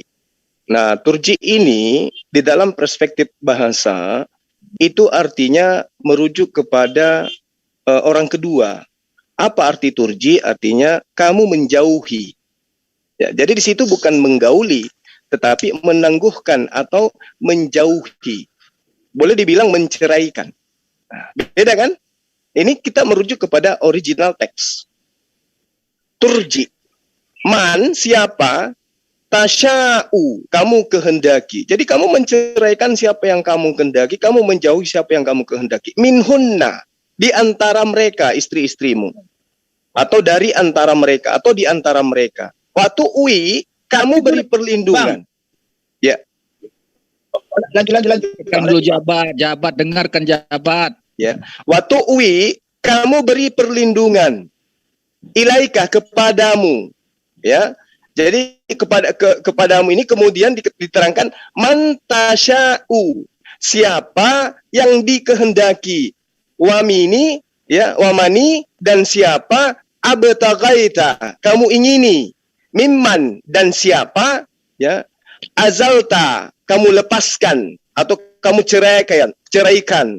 Lalu kemudian ada kata fala, maka tidak junaha, berdosa alaika atasmu, dalika seperti itulah, adena lebih dekat, an bahwa taqarra menyejukkan, ayunuhunna mata mereka, wala dan tidak, yahzanna mereka tidak merasa sedih, wayardaina dan mereka rela, bima dengan apa-apa, ataitahunna kamu telah berikan kepada mereka, kulluhunna semuanya, wallah dan Allah ya'lamu mengetahui ma apa fi pada atau di kulubikum. Kulubikum itu merujuk kepada hati kamu. Wa kana dan adalah Allah aliman, maha mengetahui, halima, maha penyantun. Jadi tidak ada kemudian perspektif pemahaman bahwa Rasul Muhammad SAW memberikan istri-istrinya untuk dipilih, untuk digauli oleh orang lain. Gak ada, Bang.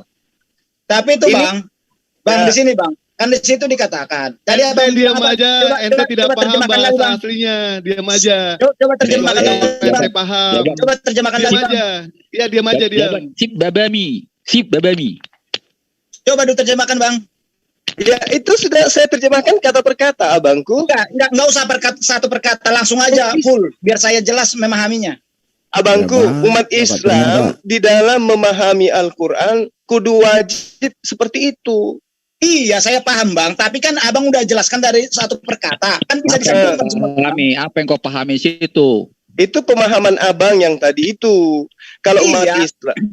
Maksud saya gini, Bang. Gini aja bang, abang. Tadi gini kan aja, abang sudah bikin satu per kata. Saya paham satu per kata itu. Maka coba dulu abang terjemahkan jangan satu per kata. Tetapi yang tadi abang ulangi dulu tadi. Biar saya paham. Ulangi dulu apa yang ditangkap tadi. Ulangi dulu coba. Apa yang ditangkap tadi pernyataan dari Bang Jul. Nggak usah saya jelaskan, Bang. Yang penting otak ente kosong. Nah, itulah Anda itu. Makanya saya katakan, Bang, jika memang Bang Juma menyangkal terjemahan yang dilakukan itu, maka saya katakan apa? Berarti ulama-ulama Abang itu dulu banyak salahnya, Bang.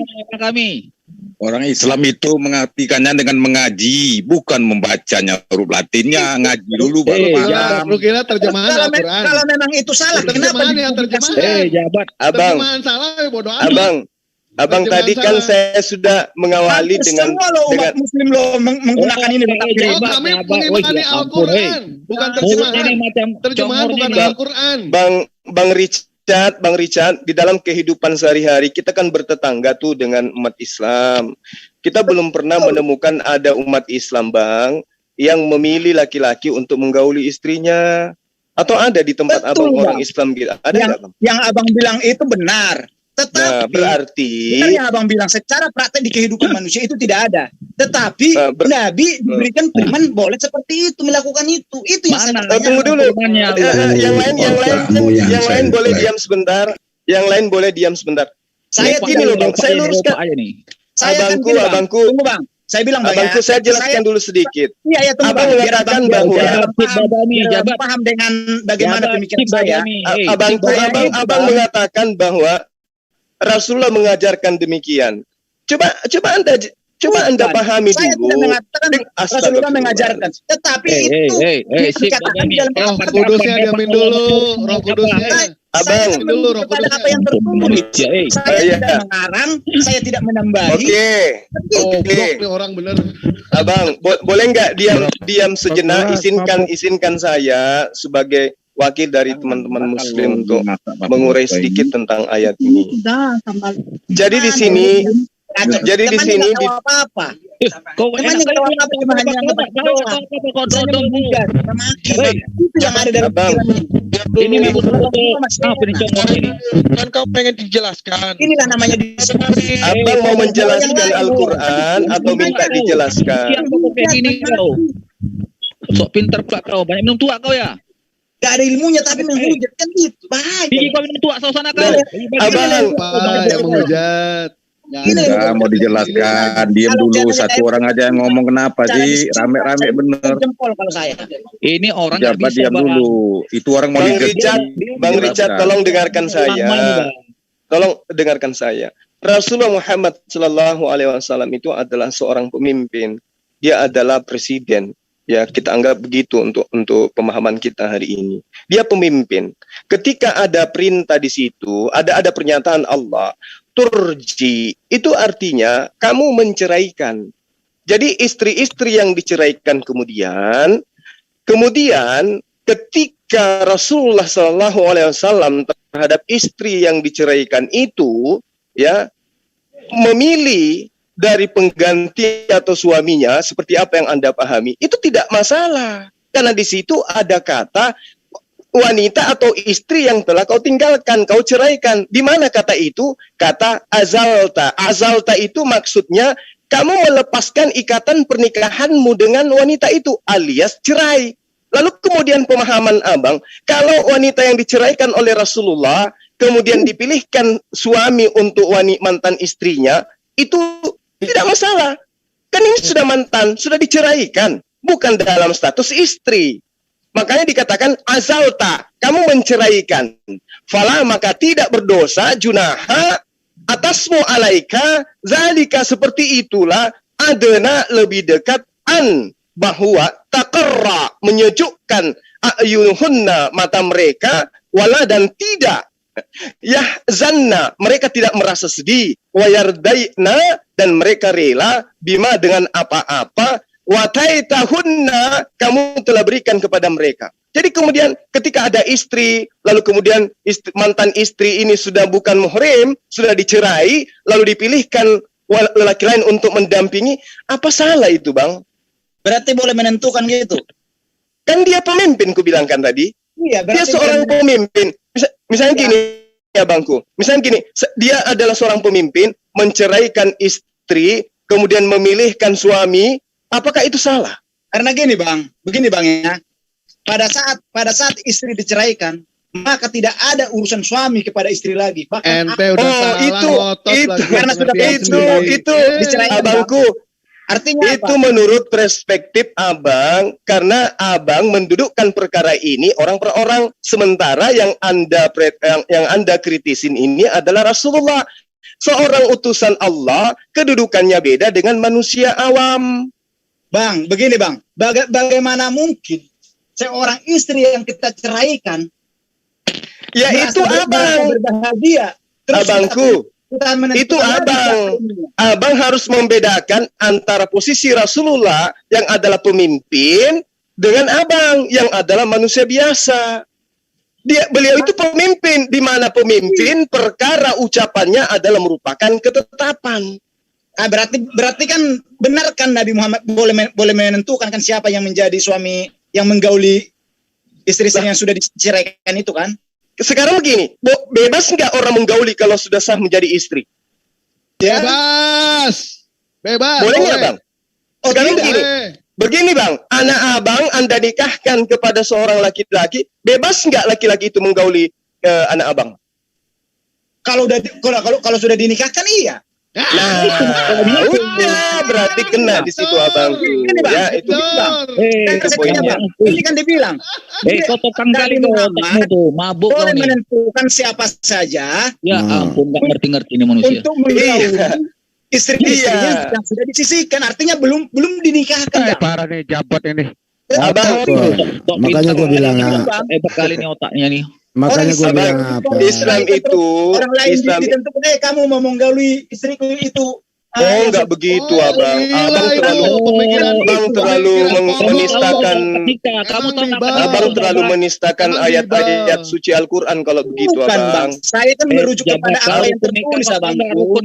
Iya, saya sudah menjelaskan kata per kata original teks, tapi abang ngotot pada pemahaman abang. Dan begini juga bang. Kalau namanya. Gini bang, kalau abang merujuk lagi kepada ayat yang di atas bang, ayat 50. Di situ kan dikatakan apa di situ? Nabi Muhammad kemarin mabuk sekarang. Boleh menggauli siapa yang diingini dan boleh tidak menggauli siapa yang tidak gitu kan? Itu udah berapa tua keinginannya kan? Sedangkan Nabi Muhammad itu mengajarkan kepada umatnya, jika kamu memiliki istri lebih dari satu, maka berlaku adillah kamu. Kalau tidak bisa berlaku adil, maka jangan kamu menambah istrimu. Kan gitu kan? Benar itu benar. Tetapi kenapa di dalam surah Al-Ahzab ayat 50 itu dikatakan Nabi Muhammad boleh menggauli dan tidak menggauli di antara istri yang dia sukai? Artinya apa? Berarti Nabi Muhammad itu boleh tidak berlaku adil kepada istrinya. Karena apa? Kata adil begitu. Itu enggak ada bang, enggak ada dalil itu bang. Abang, itu jahat itu. Tolong jangan terlalu berasumsi ya bangku. Terlalu jauh ayat 50 itu. Iya, satu-satu. Biar enggak ada bang, enggak ada. Data yang Anda katakan itu enggak ada tuh. Ayat 50. Oke, saya boleh menguraikan kata per kata lagi kayak tadi, boleh enggak? Boleh. Oke. Silakan. Ya ayyuha, wahai atau hai, nabi. Jadi ini seruannya kepada manusia spesial, bukan kepada seluruh umat manusia ya. Inna, sesungguhnya kami, ahlalna, kami telah menghalalkan laka bagimu. Jadi Allah memiliki spesial dari Allah, dihalalkan baginya. Apa itu? Azwajaka, istri-istrimu yang sah. Ya istri-istri, maksudnya ini istri ya, wanita yang sah, yang halal. Lati yang ataita kamu telah berikan ujurahun mas kawin kepada mereka, wama dan apa malakat yang dimiliki yaminuka, tangan kananmu, ya, mimma, dari apa, afa'a, memberi atau mengaruniakan Allah alaika, atasmu, wabanati, dan anak-anak perempuanmu, ammika, saudara perempuan bapakmu, wabanati, dan anak-anak perempuan ammatika, saudara perempuan bapakmu, wabanati, dan anak-anak perempuan khalika, saudara laki-laki bapakmu, artinya sepupu, wabanati, dan anak-anak perempuan halatika, saudara-saudara perempuan ibumu, jadi sepupu dari ayah, sepupu dari ibu, lati, yang hajarna, mereka hijrah atau berpindah bersamamu, ma'aka, wamra'ata, dan wanita mukminah yang beriman, in, jika, wahabat, ia menyerahkan nafsaha, dirinya, lin nabiyya, kepada nabi, in, jika, arada, menghendaki, nabiyu, nabi, an, bahwa yastankihaha, dia akan mengawininya, khalisah, penghususan, laka, bagimu. Coba. Min, dengar bang sedikit lagi ya bangku. Min, dari, duni, selain, mukminin, orang-orang yang beriman, qad, sesungguhnya, alimna, kami telah mengetahui, ma, apa, faradna, yang kami wajibkan atau kami fardukan, alaihim, atas mereka, fi, pada azwajihim, istri-istri mereka, wama, dan tidak, malakat, yang dimiliki, aimanahum, tangan kanan mereka, likaila, supaya tidak, yakuna, adalah, alaika, atasmu, haraja, kesempitan, wa kana Allah, dan adalah Allah, ghafurur rahim, maha pengampun, maha penyayang. Apa yang kemudian abang pahami dengan original teks yang saya bacakan barusan? Jadi berarti bang gini bang, berarti Nabi Muhammad itu diizinkan untuk menikahi anak-anak perempuan dari saudara laki-laki bapaknya, dan juga saudara anak-anak perempuan dari saudara perempuan ibunya, kan gitu kan? Iya. Sedangkan itu kan jatuhnya kan satu darah bang. Di sini kan diterangkan abangku, diberikan kepada sosok Rasulullah penghususan. Ahlalna, dihalalkan bagimu, ya, yang apa, allati, yang kamu telah berikan mas kawinnya. Jadi dihalalkan bagi Rasulullah Muhammad SAW menikahi wanita-wanita, di antaranya adalah anak perempuan dari saudara bapaknya, anak perempuan dari saudara bapaknya, kemudian saudara perempuan bapaknya, dan juga anak perempuan dari saudara laki-laki bapaknya. Jadi bapaknya punya saudara perempuan, bapaknya punya saudara laki-laki, punya anak perempuan, itu dihalalkan bagi Rasulullah untuk menikahi, untuk memberikan mas kawin, kalau Rasulullah mau. Nah, apakah kemudian Rasulullah pernah menikahi, atau ada seluruh saudara-saudara perempuan dari anak dari pamannya, anak dari bibinya dinikahi? Kan tidak. Betul yang abang bilang. Jadi gini bang, jadi kalau saya membaca ayat ini bang, artinya apa? Kenapa yang namanya ayat yang seperti ini, yang hanya dikhususkan untuk Nabi, harus diturunkan kepada Nabi Muhammad? Ya kan? Artinya padahal ayat ini tidak bisa diikuti oleh pengikutnya, karena dia khusus untuk Nabi.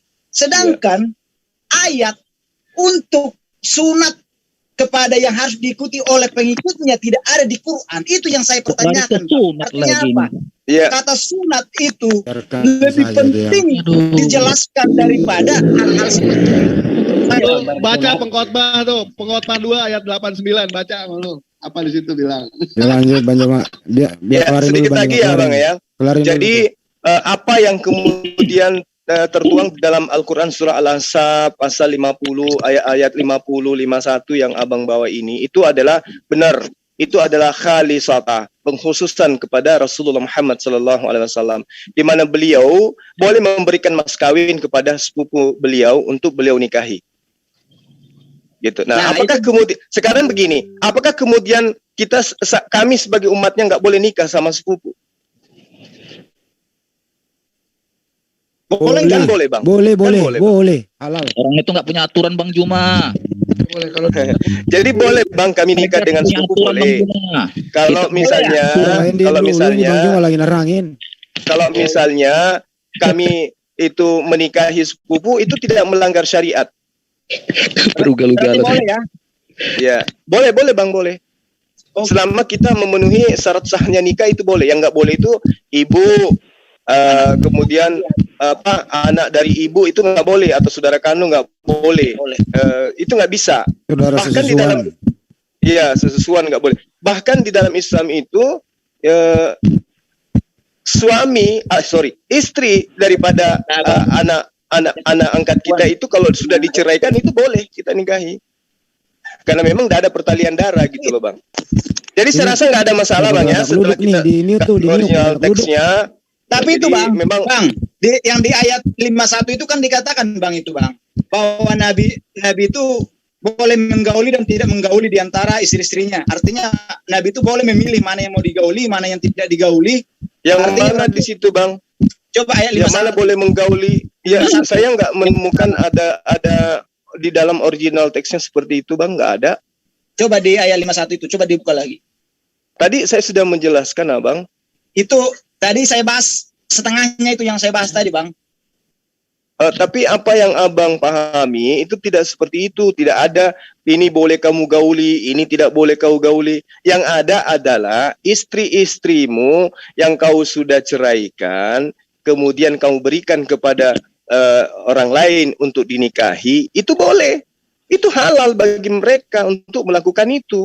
Karena sudah diceraikan. Makanya di original teksnya dikatakan turji. Nah, lalu pertanyaannya kemudian, loh kenapa di dalam terjemahan Departemen Agama di situ diterangkan engkau boleh menangguhkan? Gimana itu? Nah, dijawab sederhana Bang. Terjemahan itu diperuntukkan untuk orang awam dan orang yang tidak bisa baca original teks, bukan untuk mengkritisi original teksnya.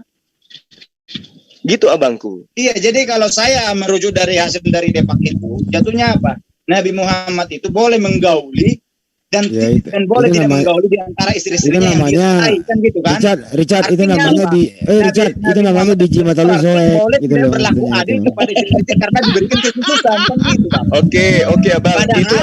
Padahal ketawa kan sebagai panutan contoh, karena apa? Beliau yang mengajarkan kepada umatnya supaya berlaku adil, sedangkan beliau boleh melakukan tidak berlaku adil. Itu yang saya pertanyakan Bang. Oke Abangku, jadi gini ya Bang. Jadi gini. Yun ya yang nanya, kan tadi mau nanya katanya. Oke, silakan Mbak. Ya silakan Mbak Yuni. Mbak Yuni dari tadi pegel tangannya. Enggak, tapi mau ngasih tahu dulu sebentar Mbak Yuni. Ini ada atas nama Daniel Hani, Dani Cameron, dia adik kakak menikah. Dr. Bruce dan Indra Makmohan, bapak sama anak menikah. Boleh itu. Di ajaran sebelah tapi gereja itu di gereja laki-laki bisa Bang Dewa? Hah? Laki-laki sama laki-laki bisa Bang Dewa? Bisa di gereja. Udah Bang. Silakan Mbak Yuni silakan. Silakan tanyakan, silakan enggak apa-apa. Iya, kita terbuka. Boleh. Terbuka, kita transparan. Saya akan jelaskan. Iya Mbak Yuni dulu lah, perempuan dulu guys. Kan tadi kita bicarakan surga dan nerakanya orang Islam dengan Kristen. Kalau saya nih kalau masuk surga itu memang banyak tahap Bang. Dari meninggal dulu, kalau yang yang banyak dosa digebugin dulu, baru baru semua, baru menuju Siratul Mustaqim, baru Kurang bagus mic-nya. Surganya Kristen gimana Mas? Ya udah ditutup mic-nya dulu Mbak Yuni kalau udah bicara bunyi-bunyi. Ya, chat. Ayo ngomong lu. Yang benar ngomongnya bahasa Indonesia ya, awas lu. Lah, ini kan saya kan ngomong-ngomong campur medan aku ini. Macam mana pulanya Abangku ini? Aduh. Ya udah ngomong, tanggapin tuh apa maksudnya. Jadi begini, jikalaupun ada pernikahan yang di luar dari konteks ajaran Yesus. Kan saya nggak ada pernikahan Bang. Tadi kan saya masuk neraka. Gimana sih Abang nih? Tadi coba ulang lagi pertanyaannya, soalnya tadi putus-putus. Aduh, capek deh saya ngomong nih ya. Dengar dulu ya, ulang ya. Tadi saya neraka. Saya mau tahu, mau nanya, kalau orang Kristen mau masuk surga itu gimana caranya? Soalnya kalau kami orang Muslim itu banyak caranya, Bang, banyak step-stepnya. Kalau masuk itu udah itu doang pertanyaannya. Terima kasih. Jadi begini, orang Kristen mau masuk surga, jelas. Artinya apa? Sudah dicontohkan oleh Allah sendiri melalui firman-Nya yang diwujudkan oleh manusia sebagai gambaran untuk kita mengetahui bagaimana proses lahirnya manusia ke dunia, hidup di dunia, diuji oleh iblis, bertahan di dalam imannya, di dalam kebenaran, terus hidup di dalam firman yang benar sampai dia mati dan dia dibangkitkan dan bangkit lalu dimasukkan ke dalam surga. Artinya udah ditangkap. Udah selesai. Jadi kalaupun ada orang yang hidupnya hanya menyebut Tuhan hanya di mulut saja, tidak melalui dari imannya, maka dia tetap dilemparkan ke dalam api neraka. Oke, udah jelas. Udah diam. Udah. Pertanyaan selanjutnya, apakah kamu mengerti, Chat? Apakah kamu mengerti yang kau ucapkan tadi? Chat, apakah kamu mengerti yang kau ucapkan tadi? Weh Chat, lu dengerin gua. Apakah kau mengerti apakah kau mengerti yang baru saja kau ucapkan? Jadi kalau paham mengerti sendiri nggak ngerti apa yang dia ucapkan, bagaimana orang lain, Wak? Gimana sih lu, Wak? Paham mengerti. Ya udah jangan ditanya lagi, dia sendiri nggak ngerti apa yang dia ucapkan, gimana ceritanya? Kemarin kan saya tanya. Dengar dulu tuh, dengar. Itu maksudnya yang kalau orang yang berdosa digimanain, yang banyak pahala. Jadi begini, orang yang nanti dibangkitkan, dia memiliki dosa, dia akan dilemparkan ke dalam api neraka. Maka itulah sebabnya orang Kristen beriman, dia bertobat, menyerahkan sepenuhnya, dan selalu meminta maaf kepada Tuhan. Dengan cara apa? Berarti penebusan dodol, Bunda. Penebusan bohong berarti itu, ya. Dengan cara apa pengampunan dosa itu? Dosa perbuatan kita itu. Artinya apa? Sebab dikatakan di dalam firman-Nya di Matius, ya kan? Jikalau kamu mengampuni orang lain, maka Bapamu di surga akan mengampuni dosamu. Tetapi jikalau kamu tidak mengampuni orang lain, maka dosamu tidak akan diampuni. Artinya apa? Pengampunan itu kembali kepada diri kita, orang beriman. Artinya apa? Jika kita menyimpan dendam kepada orang lain, terus kita memohon, ya Allah, saya sudah berbuat baik, saya sudah bersedekah dan lain sebagainya, tetapi tetap dendam, memaki orang yang di luar sana, dia tetap dimasukkan ke dalam api neraka. Saya pastikan itu. Seperti itu. Tetapi pada saat kita bisa mengampuni orang lain, nggak ada, Bunda. Bohong, berarti tetapi pada saat kita mengampuni orang lain, orang berbuat jahat, ya Bapak ampunilah dia sebab dia tahu apa yang dia perbuat. Artinya apa? Kita berdoa. Di saat kita mengampuni orang lain, lalu kita berdoa, ya Tuhan ampunilah dosa-dosa. Maka Tuhan itu akan berkata apa? Tunggu dulu. Maka Tuhan itu akan berkata apa? Sungguh mulia engkau anakku, kamu sendiri boleh memaafkan orang lain sesama manusia. Ya, lu udah jawab. Lu udah jawab, standby. Yang lain lagi gantian. Lu udah jawab. Tetapi kalau kamu tidak bisa mengampuni orang lain, kita ya udah lu diam dulu, lu dengerin gua. Apa kamu bilang? Gua beri juga lu. Ampun dosamu. Udah. Orang lain. Ya pindah yang lain. Makasih ya Bu Yuni. Yang lain lagi. Waduh. Udah. Yang lain lagi silakan gantian. Udah. Ya siapa lagi yang mau bicara silakan. Kang Ade silakan. Selamat siang nih Pak Jabat ya. Ini Pak Jabat nih, saya mau nurusin pertanyaan Bang Dewa tadi. Ini Khotbah 2 ayat 8 sampai 9 itu loh. Salomo dikasih ini. Salomo dikasih biduan sama Gundi. Iya. Iya, itu Paulus nanti ngiri loh. Yesus ngasih ke Salomo, Paulus nggak dikasih, ngiri nanti. Mana dikasih? Coba Pengkhotbah 2 ayat 8 sampai 9 coba buka dulu. Coba bacakan dulu. Ya, bacakan dulu ya. Ya, silakan. Aku debat terunyu-unyu loh. Gua aja apa ayatnya? Gua aja apa? Pengkhotbah 2 ayat 8 sampai 9. Ayo.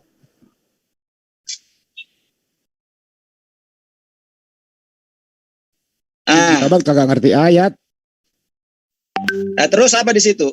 Iya, bacakan aja dulu, bacakan. Saya bukan kapasitas saya untuk membacakan, harusnya kan yang membacakan Abang.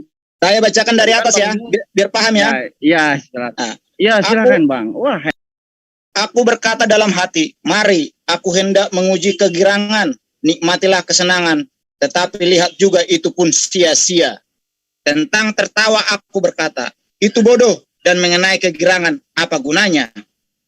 Aku menyelidiki diriku dengan menyegarkan tubuhku dengan anggur, sedangkan akal budiku tetap memimpin dengan hikmat dan dengan memperoleh kebebalan, sampai aku mengetahui apa yang baik bagi anak-anak manusia untuk dilakukan di bawah langit selama hidup mereka yang pendek itu. Aku melakukan pekerjaan-pekerjaan besar, mendirikan bagiku rumah-rumah, menanami bagiku kebun-kebun anggur. Aku mengusahakan bagiku kebun-kebun dan tanaman-tanaman, taman-taman, dan menanaminya dengan rupa-rupa pohon buah-buahan. Aku menggali bagiku kolam-kolam untuk mengairi dari situ tanaman pohon-pohon muda. Aku membeli budak-budak laki-laki dan perempuan dan budak-budak yang lahir di rumahku. Aku mempunyai juga banyak sapi dan kambing domba melebihi siapapun yang pernah hidup di Yerusalem sebelum aku. Aku mengumpulkan bagiku juga perak dan emas, harta benda raja-raja dan daerah-daerah. Aku mencari bagiku biduan-biduan. Jangan membaca aja, lu jelasin pertanyaan orang. Udah, kebanyakan membaca. Anak-anak manusia. Stop. Banyak Jabat. Ya apa? Wih, stop. Lu jawab dulu pertanyaannya, lu jangan nggak disuruh baca apa maksudnya. Ya apa? Apa yang mau dipertanyakan di sini? Ada yang dipertanyakan Kang Ade tadi itu, kenapa ada orang menyelidiki dirinya sendiri gitu loh? Apanya? Ya memang semua manusia harus menyelidiki diri sendiri. Saya sendiri, Bagaimana caranya menyelidiki diri sendiri? Bang, saya sendiri, Bang. Menyelidiki diri saya dengan semua iman saya, dengan perbuatan saya, Bang. Artinya apa? Jika Abang tidak bisa menyelidiki dengan akal Abang, maka Abang tidak akan pernah bisa membedakan mana yang baik dan mana yang tidak baik, Bang. Ya pakai alat apa? Lo selidiki dirimu pakai alat apa? Sebentar. Ini Bang Jabat. Bang Jabat, aku yang bertanya ini. Ya, konteksnya kan di situ jelas di ayat 8 sama 9 bahwa Tuhan memberikan kesenangan kepada Salomo dengan memberikan biduan sama biduanita sama gundik. Itu satu paket, Bang, ya. Bang, di sini di ayat ini tidak pernah dikatakan Allah memberikan biduan-biduan. Aku mencari, artinya apa? Pribadinya dia, bukan atas kehendak Allah, tetapi dia yang berkehendak untuk mencari biduan-biduan itu, Bang. Jadi Anda harus memahami ayat, Bang.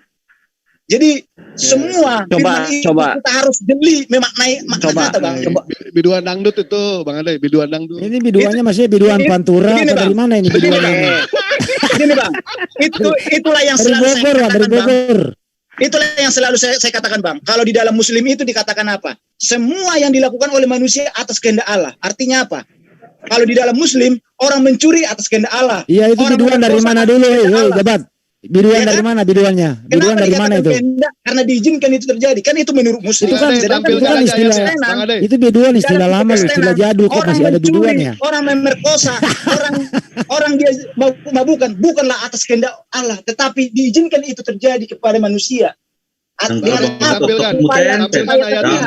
yang baik, mana yang tidak baik. Iya, itu biduan dari mana itu? Asal-usulnya biduan dari mana? Biduan itu kan dibilang aku mencari bagiku biduan-biduan. Dia mencari di dalam kehidupannya dia pada zaman itu. Ketemu nggak biduannya? Ketemu nggak? Dari Allah, bukan atas kehendak dari Allah. Gitu, Bang. Biduan itu apa sih, masih yang dimaksud biduan itu apa? Biduan artinya penyanyi dangdut. Joget-joget biduannya gitu, Bos. Banyak gundik, itu gundik apa tuh gundik? Apa? Gundik itu diibaratkan pekerjanya dia, ibarat kalau zaman dulu itu kan ada kalau dibilang pekerja itu ibarat budak-budaknya, ibarat zaman dulu yang dibeli. Gitu loh, Bang. Kok bahasa kok dirubah-rubah? Gundik itu kan sudah tahu tuh gundik itu kayak mana. Kemudian biduan itu kan sudah tahu dalam bahasa Indonesia. Iya. Kan aku bilang enggak menyangkal, Bang. Ya selesai dulu Kang Ade. Bahwa Abang bilang itu gundik itu pelacur, kalaupun biduan itu pelacur tidak masalah bagiku, Bang. Karena apa? Dia melakukan itu bukan atas kehendak oleh Allah sendiri, tetapi kehendak dia apa sendiri. yang jadi masalah tuh? Nggak ada masalah semua. Gitu karena apa? Dikatakan di sini apa? Aku mencari biduan-biduan, bukan dibilang Allah memberikan biduan-biduan kepadaku. Allah ketemu nggak biduannya? Tidak seperti itu, Bang. Ketemu nggak? Woi. Oke. Dia ketemu biduan nggak? Ketemu nggak? Bang Andi. Di sini nih. Iya. Di jalan tol ada nih biduan nih jalan tol. Bang Andi, biar aku dia kan menyangkal bahwa itu bukan pemberian Tuhan. Kita titiknya kan di sini kan ada titik. Kita pijat di sini titiknya nih. Tes. No, Tuhan membuat Salomo luar biasa besar di mata seluruh orang Israel dan mengaruniakan kepadanya keagungan kerajaan seperti tidak pernah ada pada semua raja sebelum dia yang memerintah atas Israel. Jadi Tuhan yang memberikan dor. Mana? Di mana? Ini baca. Coba baca. Ayat berapa? 1 Tawarik 29 ayat 25. Sebentar, saya buka. Ini udah ada di layar. Coba baca. Enggak, saya buka di sini. 1 Tawarik. 1 Tawarik berapa? 29 ayat 25. 29 ayat 25. Mungkin dia mau baca teks originalnya, Bang. Bukan gitu. Apa-apa, bagus. Udah ya. Apa? Di sini katakan. Ya udah bacakan. Tadi kan saya sudah membaca. Ya. Saya bacakan dari atas ya, mulai ayat 20 ya. Enggak kelamaan enggak usah. Enggak lah, biar sekalian memahami firman Tuhan, biar kalian kesuwen langsung tujuannya ke jalan yang benar gitu loh. Supaya kalian itu dipenuhi oleh Roh Kudus untuk menuntun kalian ke jalan kebenaran gitu loh, Bang. Kesuwen lu dengerin gua, kalau gua nyuruh apa lu dengerin. Jabat. Apa yang gue suruh lu tuh aja, enggak usah muter-muter. Kepanjangan lu, awas lu. Yang itu langsung situ. Udah. Ya udah yang tadi aja gue beri juga lu. Yang tadi aja itu. Nih, Tuhan membuat Salomo luar biasa besar di mata seluruh orang Israel dan mengaruniakan kepadanya keagungan kerajaan seperti tak pernah ada pada semua raja sebelum dia yang memerintah atas Israel. Omnipor aja. Apa yang salah di situ? Iya, itu kan pemberian. Nggak ada yang salah. Itu kan pemberian. Itu kan pemberian. Iya, itu kan pemberian Tuhan. Tadi kan kamu menyangka bahwa itu bukan pemberian Tuhan. Itu ada pemberian Tuhan itu yang diberikan kepada Salomo adalah semua perbuatan baik. Sedangkan kalaupun Salomo melakukan perbuatan yang buruk, maka itu bukanlah pemberian dari Tuhan.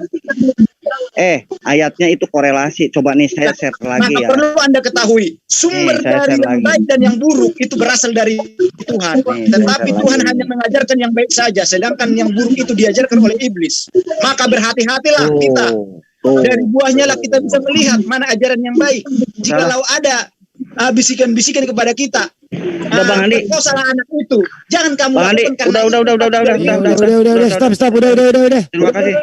Stop. Yang itu si Richard. Udah, lu diam dulu. Cat, lu ngapain Cat? Angkat tangan Cat. Ya. Apa? Kritisi Omnipora lu. Ini lagi ngeliat jalan tol saya, jalan tol lagi macet itu. Lu lagi op ya? Ini saya lagi di TB Simatupang ini. Ya udah, kalau lu ditanya orang, nih dengerin Cat, kalau lu ditanya orang, to the point di situ, lu jangan diputar dulu, lu dengerin gua gitu loh. Ya, to the point itu, jelaskan. Ya udah, lu diam dulu. Penjelasan itu tidak boleh ya, lu diam, dengerin lagi yang lain. Siapa lagi tuh, silakan bicara sama Pak Richard.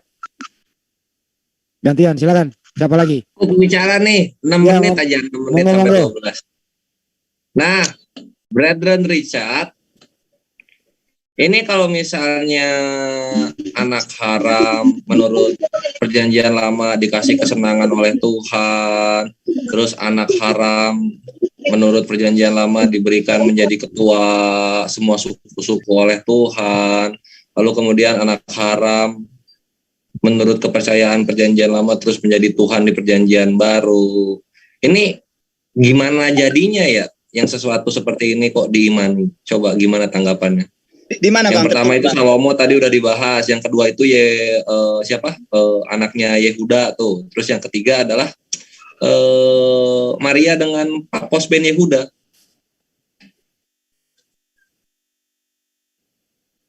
Gimana tuh, Bang? Richard? Di mana? Itu, Yehuda sama Tamar itu loh, lihat. Yehuda sama Tamar itu kan mertua sama menantu. Baca Iya satu perikop. di kitab mana? Baca satu perikop. Di Kejadian. Baca dari kejadian sampai Wahyu, ya, supaya paham. Kejadian sampai Wahyu. Ya kalau iya, lihat nih Yehuda menghampiri Tamar sebentar. Yehuda Kejadian berapa? Sebentar, menghampiri Kejadian 28 kalau nggak salah. Sebentar. Oh ya, ini salah 38. 38 ayat. Kejadian 38 itu ya, coba lihat yang 20, yang nomor 25. 25. Ini loh, ini kan mertua sama menantu ini. Berzina. Di mana? Di Kejadian 38, dilihatlah. Oh, ini Kejadian 38 nomor 16. Iya. Nah, nomor 25 ya? Nomor 16. Iya. Yeah. Lalu berpalinglah Yehuda mendapatkan perempuan yang di pinggir jalan itu, serta berkata, marilah aku mau menghampiri engkau, sebab ia tidak tahu bahwa perempuan itu menantunya. Tanya perempuan itu, apakah yang akan kau berikan kepadaku jika engkau menghampiri aku? Jawabnya, aku akan mengirimkan kepadamu seekor anak kambing dari kambing dombaku, kata perempuan itu. Asal engkau memberikan tanggungannya sampai engkau mengirimkannya kepadaku. Tanyanya, apakah tanggungan yang harus kuberikan kepadamu? Jawab perempuan itu, cap materaimu serta kalungmu dan tongkat yang ada di tanganmu itu. Lalu diberikannya lah semuanya itu kepadanya, maka ia menghampirinya. Perempuan itu mengandung daripadanya. Bangunlah perempuan itu, lalu pergi, ditinggalkannya telekungnya dan dikenakan pula pakaian kejandaannya. Adapun Yehuda, ia mengirimkan anak kambing itu dan berkata sahabatnya. Kenapa bawa janda ya? Nah, lalu diberikanlah semuanya itu kepadanya, maka ia menghampirinya. Perempuan itu mengandung daripadanya. Dipakai ini menantu sama mertuanya. Yehuda, ya. Ketua dari pemimpin suku, pemimpin bangsa Israel. Nah, ini kalau misalnya Yehuda sama Tamar nggak main, tidak saling menggauli di luar pernikahan, nggak akan keluar itu Yesus. Ya, iya kan? Iya, gitu. Betul. Nah, kalau misalnya nasabnya Yesus ini penuh dengan persetubuhan di luar pernikahan, ini ajaran Tuhan yang seperti apa menurut brother? Jadi begini, Bang. Coba. Itulah sebabnya, Bang, pada saat Yesus datang, Allah turun ke dunia, ya kan?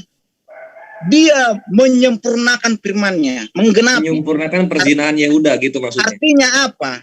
Iya, supaya tidak ada lagi orang yang melakukan perbuatan yang seperti itu. Contoh saya bilang sama Abang, kalau kita merujuk perkataan Abang itu, ya kan?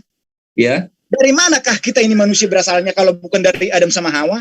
Dari anaknya Adam sama Hawa sama siapa ada itu nabi-nabi berzina, sehingga dia memiliki keturunan. Apakah itu diharamkan? Tentu tidak, karena apa? Itulah ini bukan bicara Adam. Kalau Adam beda lagi hukumnya. Ini bicara Yehuda yang udah banyak manusianya, kok yang diambil untuk disetujui malah menantunya. Betul, Bang. Makanya saya bilang sama. Kalau udah betul terus lu mau apa lagi? Itulah yang saya katakan. Dia udah akui. Di dalam perjanjian lama, Bang.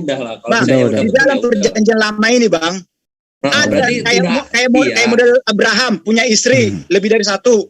Iya betul. Iya, Abraham biarin aja. Abraham masanya beda. Ini kita bicara Yehuda ini. Tetapi itu semua disempurnakan oleh Allah. Yang disempurnakan apa coba? Perzinahan orang-orang terdahulu yang menjadi nasab dari Tuhan kalian. Itu yang dibentuk penyempurnaan itu, Bang. Ya udah nggak bisa gimana lagi. Yang gua minta ini adalah lu menerima kenyataan Yesus. Kalau tidak Arjuna. Karena menghilangkan perjanjian lama. Arjuna. Terlihat manakah yang disempurnakan. Perjanjian lama nggak bisa dihilangkan, Kalau misalnya Yehuda tidak Arjuna bentar. Misalnya Daud tidak berzina dengan Bathsheba, lalu kemudian kalau misalnya apalagi Maria itu tidak bertemu dengan Paposmin Yehuda, itu berangkat keluar Yesus. Ini mesti diterima kenyataan. Jadi Abang harus mengetahui apa yang disempurnakan. Makanya saya selalu merujuk seperti itu. Sebentar, Arjuna yang lain diam. Kalau umat Muslim mengatakan apa?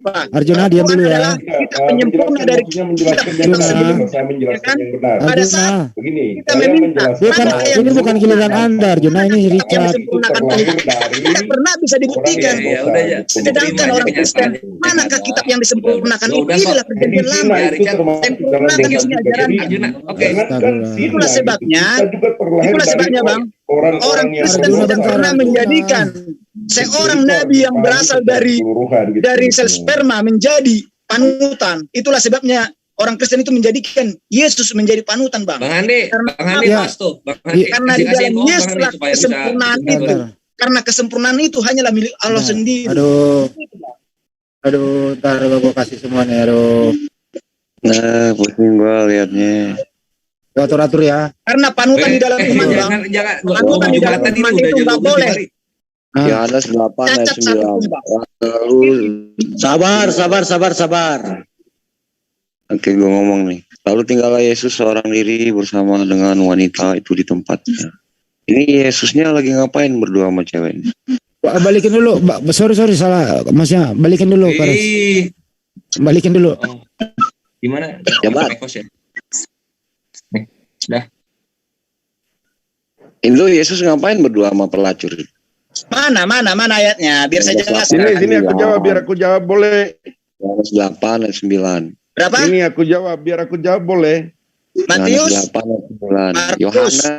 Ini aku jawab. Yohanes 8 ayat 9. Sini biar aku jawab. Boleh nggak aku jawab ini nih? Apa pertanyaannya, tak? Sebelum Anda jawab, apa pertanyaan Kores? Silakan. Pertanyaan Kores yang barusan ini Kores atau siapa yang bertanya nih? Ya udah pertanyaan. Ngapain berdua? Yesus ngapain berdua setelah mereka mendengar perkataan itu, pergilah. Richard, bentar, ada Arjuna mau jawab. Silakan Arjuna, lu tahu nggak pertanyaannya apa? Itu ya pertanyaannya, yang itu ya. Ya coba ulang dulu pertanyaannya baru lu jawab, coba. Yesus ngapain berdua dengan wanita itu? Bukan itu. Yang mana, Bang? Berarti lu nggak bisa menjawab.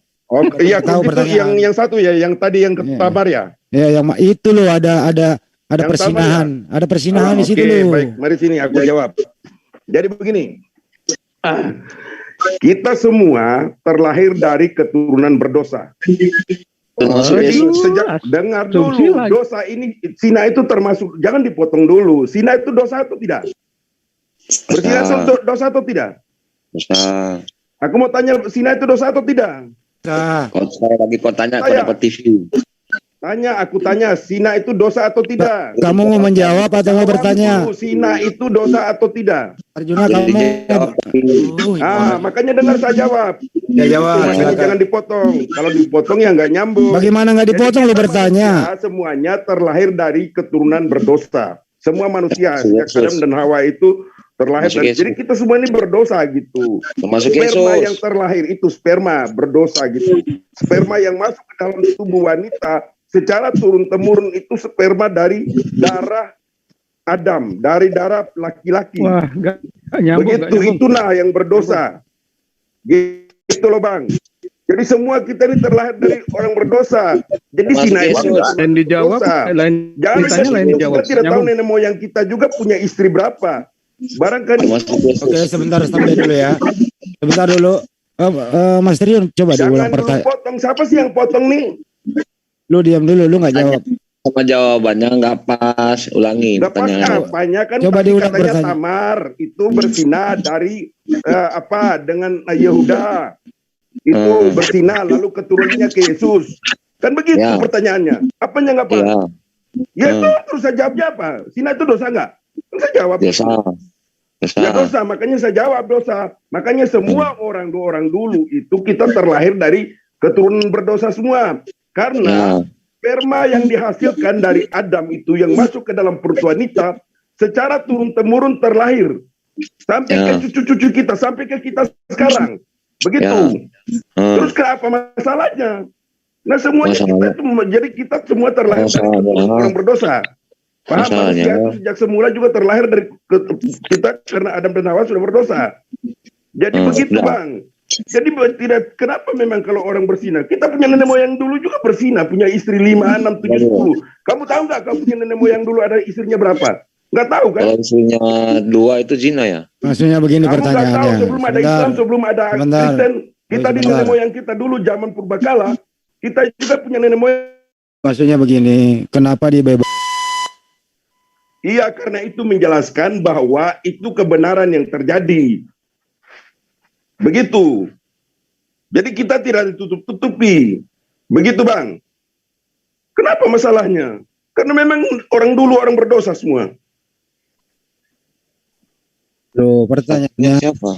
Iya, sudah itu yang tadi Sina dan Tamar. Apa masalahnya? Kalau iya pertanyaannya. Dengar, Yesus itu bukan sperma dari Adam. Hanya Yesuslah yang tidak berdosa di dunia ini. Kenapa Yesus? Kenapa di Bible-mu itu? Dengerin dulu pertanyaannya. Kenapa? Orang belum jawab. Dengerin dulu. Takut sekali.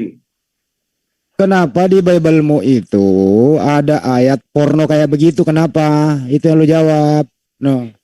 Loh, itu bukan persoalan ayat porno, tapi itu yang hal yang menyatakan bahwa hal yang terjadi harus disampaikan. Gitu, baik dan buruk. Justru hal-hal yang buruk itu kita tidak harus ikuti. Itu dipelajari. Begitu. Jadi menurut Anda, yang buruk kamu ikuti, hal yang baik yang diikuti. Jadi justru dengan hal yang buruk, ada hal yang buruk, kita bisa melihat bahwa hal yang buruk itu tidak boleh diikuti. Begitu jadi menurut Anda, kata-kata demikian wajar-wajar saja, nggak apa-apa dibaca oleh anak kecil gitu. Lah, ini namanya bikin anak kecil bikin pelecehan. Justru, dengar ya, ini Bang Sampai, Bang Endi ya. Anak-anak yang sudah istilahnya sudah SD, SMP harus diberitahu ya, gini cara belajarnya. Kenapa misalnya kamu ditanya, gimana sih saya melahirkan bapak? Bukan itu. Bisanya gini nih, kalau dengar dulu biar kau jelaskan anak kecil tadi. Iya, silakan. Dengar dulu, makanya kau jangan potong. Ketika kita punya anak kecil, ketika ditanya, Bapak kenapa kita bisa lahir begini loh, Bapak itu baru nikah dulu, kerja dulu. Bukan itu pertanyaannya. Dengar dulu, saya menjelaskan. Dengar dulu. Kamu yang buat pertanyaan sendiri, Kak. Dengar dulu. Waduh. Kau potong-potong, bagaimana? Saya tahu kau punya. Jangan kamu yang ngatur. Pertanyaan anak kecil gini. Kau punya pertanyaan, kenapa anak kecil bisa tahu kan? Bukan itu pertanyaannya, dengerin dulu. Ya itu pertanyaan, maka saya harus jelaskan. Buset, jangan marah-marah. Tidak mau dengar sebelum penjelasan bagaimana kau ini gimana? Pertanyaannya itu kenapa kitabmu itu ada bahasa-bahasa stensil goblok? Aduh. Jangan marah. Kitabmu itu bahasa stensil. Sabar. Gitu. Jangan ada kata-kata Jangan ada kata-kata kasar. Gini Bang Arjuna. Itu ayat gimana sih? Bang Arjuna, kan gini, kalau ada anak kecil nanya nih, Pak kok ada menjama-jama buah dada, Pak kok ada buah sakar, Pak kok ada persundalan, Anda menjelasnya bagaimana? Silakan. Gimana itu Bang? Kalau anak-anak ini kecil Pak, kok ada buah? Sangat mudah Bang. Artinya apa? Kita harus bukan lu. Si Arjuna yang suruh jawab, bukan lu. Anak-anak kita mengetahui bahwa itu bukan, kalau misalnya bukan lu apa Arjuna yang jawab. Setelah itu anak nikah lalu boleh melakukan hal itu, ngerti nggak? Begitu. Kalau anak Anda nanya, Pak, kok ada susu di jama-jama, kok ada sakar kuda, kok ada persundalan, jawabnya gimana? Dapat kerja, sudah sekolah yang baik, dapat kerja, itu baru Anda boleh dilakukan. Begitu itu mudah. Gimana sih? Begini Bang, saya jelaskan ayat itu Bang. Biar saya jelaskan ayat itu, dengar ya. Kau nih hanya bisa mut orang aja mau.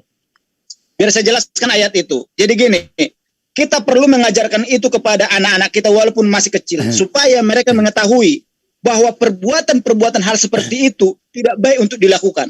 Maka selalu diajarkan oleh apa? Oleh orang tua dari dini. Masalah mencuri pun kita ajarkan. Jangan mencuri. Padahal mencuri itu bukan itu pertanyaannya. Dengerin baik-baik. Anak kecil bertanya, apa maksud menjama-jama buah dada? 1. Apa maksud sakar kuda? 3. Apa maksud persundalan? Bapak terangkan kepada saya, apa itu persundalan? Maksudnya menjama buah dada ketika orang sudah dewasa boleh menjama dada. Ya kamu yang prakteknya kecil gimana? belum boleh. Kamu nih paham gimana sih cara penjelasannya kamu? Gini. Anak kecil kan nggak tahu buah dada. Kalau buah dada kan itu bapak mama ini loh. Buah dada itu dan bapak dan mama itu bapak dan mama yang menjama gitu. Paham tidak? Kamu nanti kalau udah nikah gitu juga. Jangan marahin saya, Pak, marahin anak Bapak yang nanya ini.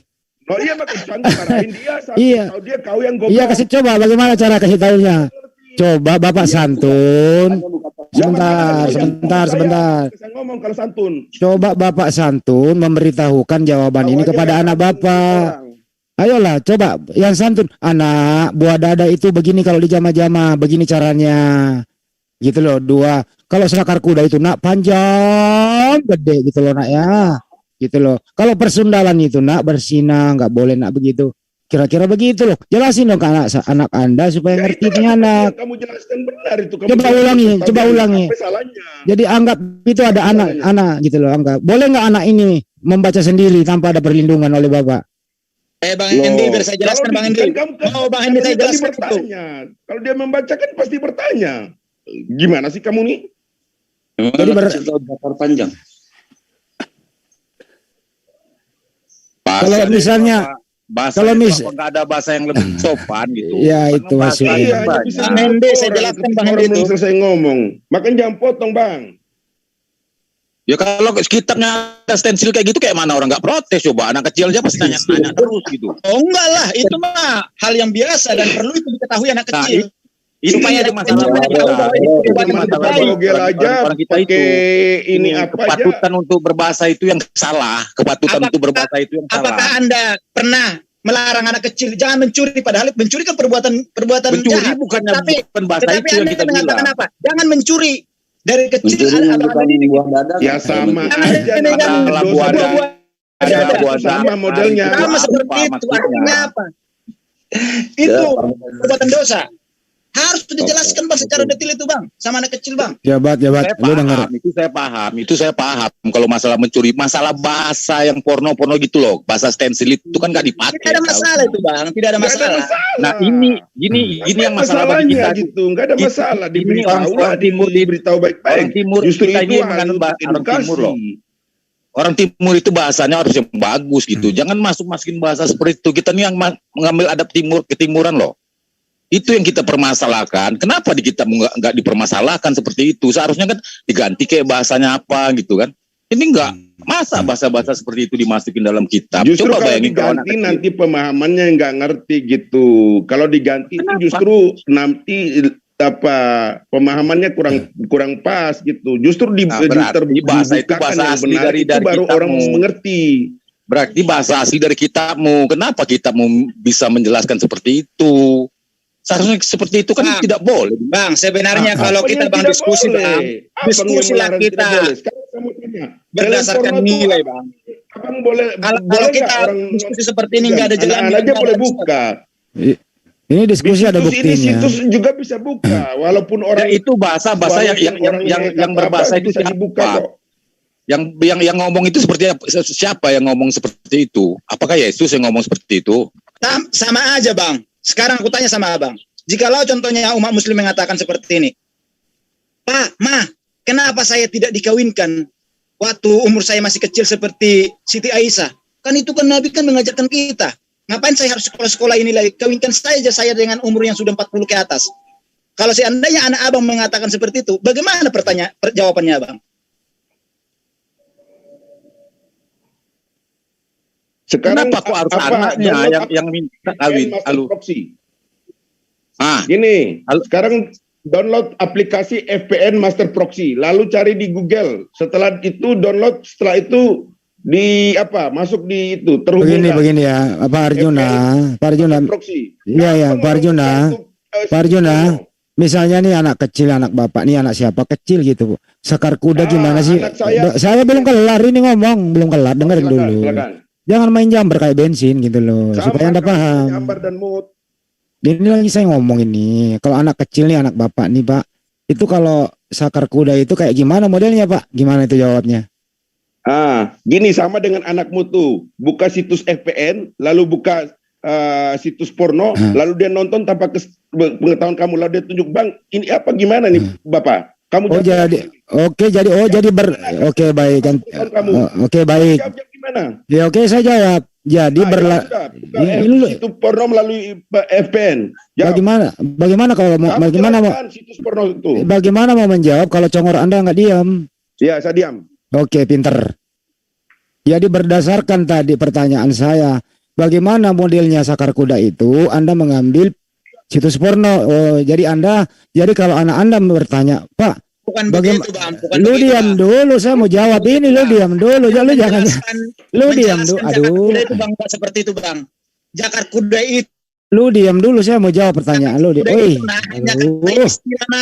Itu merujuk kepada. Lu diam dulu, ini giliran saya dong. Kepada kelaminnya laki-laki. Itulah pelajaran yang kita berikan kepada anak kita. Itu bisa hanya istilah yang merujuk.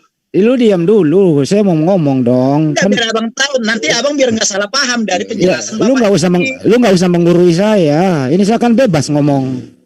Lu diam ya. Makanya saya jelaskan abang. Gua bikin 24 jam lo. Lu diam. Gini ya Pak, gue Parjan lagi nih. Tadi kan pertanyaannya sakar kuda.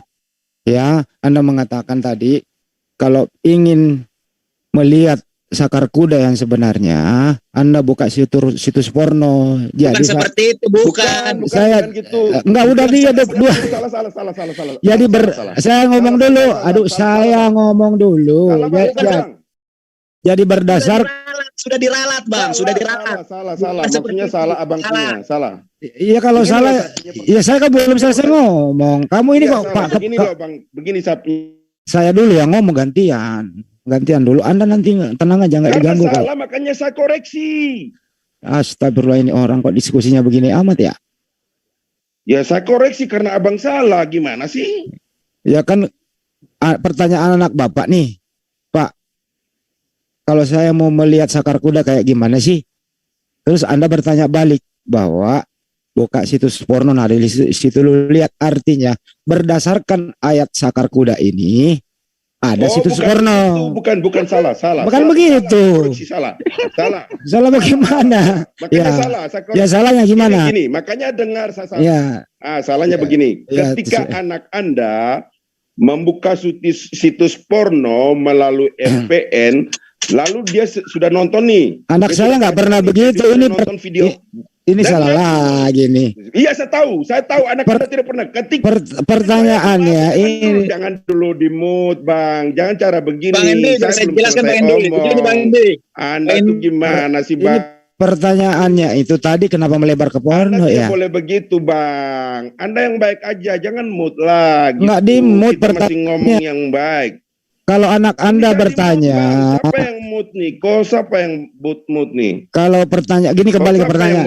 Kembali ada pertanyaan awal. Kenapa? Kalau Anda bertanya, Pak, tunjukkan kepada saya bagi apa sih itu atau bagaimana sih gambar sakar kuda itu? Jawaban Anda apa? Oh, bukan begitu, Bang. Begitu, Bang. Jadi begini, ketika Anda bertanya, dengar, sabar dulu. Anda nggak jawab pertanyaan. Jangan dipotong-potong. Pertanyaannya apa? Pertanyaannya apa? Makanya pertanyaannya begini, pertanyaannya. Ketika anak saya membaca ada kata-kata sakar kuda dan sebagainya ya, buat memegang buah dada di Alkitab ya, itu pertanyaan Anda. Ketika anak saya bukan salah. Loh, salah. Sepengetahuan saya dia bertanya kan? Dia bertanya. Enggak. Dia bertanya anak Bapak dengerin. Anak Bapak bertanya, Pak, sakar kuda itu apa? Coba tunjukkan contohnya gitu loh. Nih saya jelaskan, Pak. Saya biar saya jelaskan, Pak ya. Biar saya jelaskan, Pak. Dengar, Pak. Sudah. Jadi sabar. Untuk menjelaskan itu sangat mudah. Artinya apa? Apa itu jakar kuda? Bang. Jakar kuda itu adalah kata istilah yang digunakan di dalam Alkitab merujuk kepada alat kelamin laki-laki, nak. Seperti itu. Begitu juga untuk buah dada itu merujuk kepada susunya seperti mama. Artinya apa? Kamu itu tidak boleh memegang susu-susu seperti itu kalau sebelum kamu menikah. Ada waktunya, dijelaskan, dikasih pelajaran yang baik sehingga anak itu mengetahui. Seperti itu, Bang. Jadi perlu kita jelaskan Oke. Jadi kalau ada anak bertanya sakar kuda seperti apa? Oh, sakar kuda itu sama dengan punyanya Bapak gitu. Tadi kamu dijelaskan sama Bang Suma nggak mau ngeyel. Sekarang ada orang tanya kamu terus menjelaskan dengan yang tidak tercatat atau tidak tertulis. Tadi kamu ngeyel kepada Bang Suma sesuai tertulis. Ini maksud kamu apa sih? Kan saya katakan. Maksud kamu apa? Saya tanya maksud kamu apa?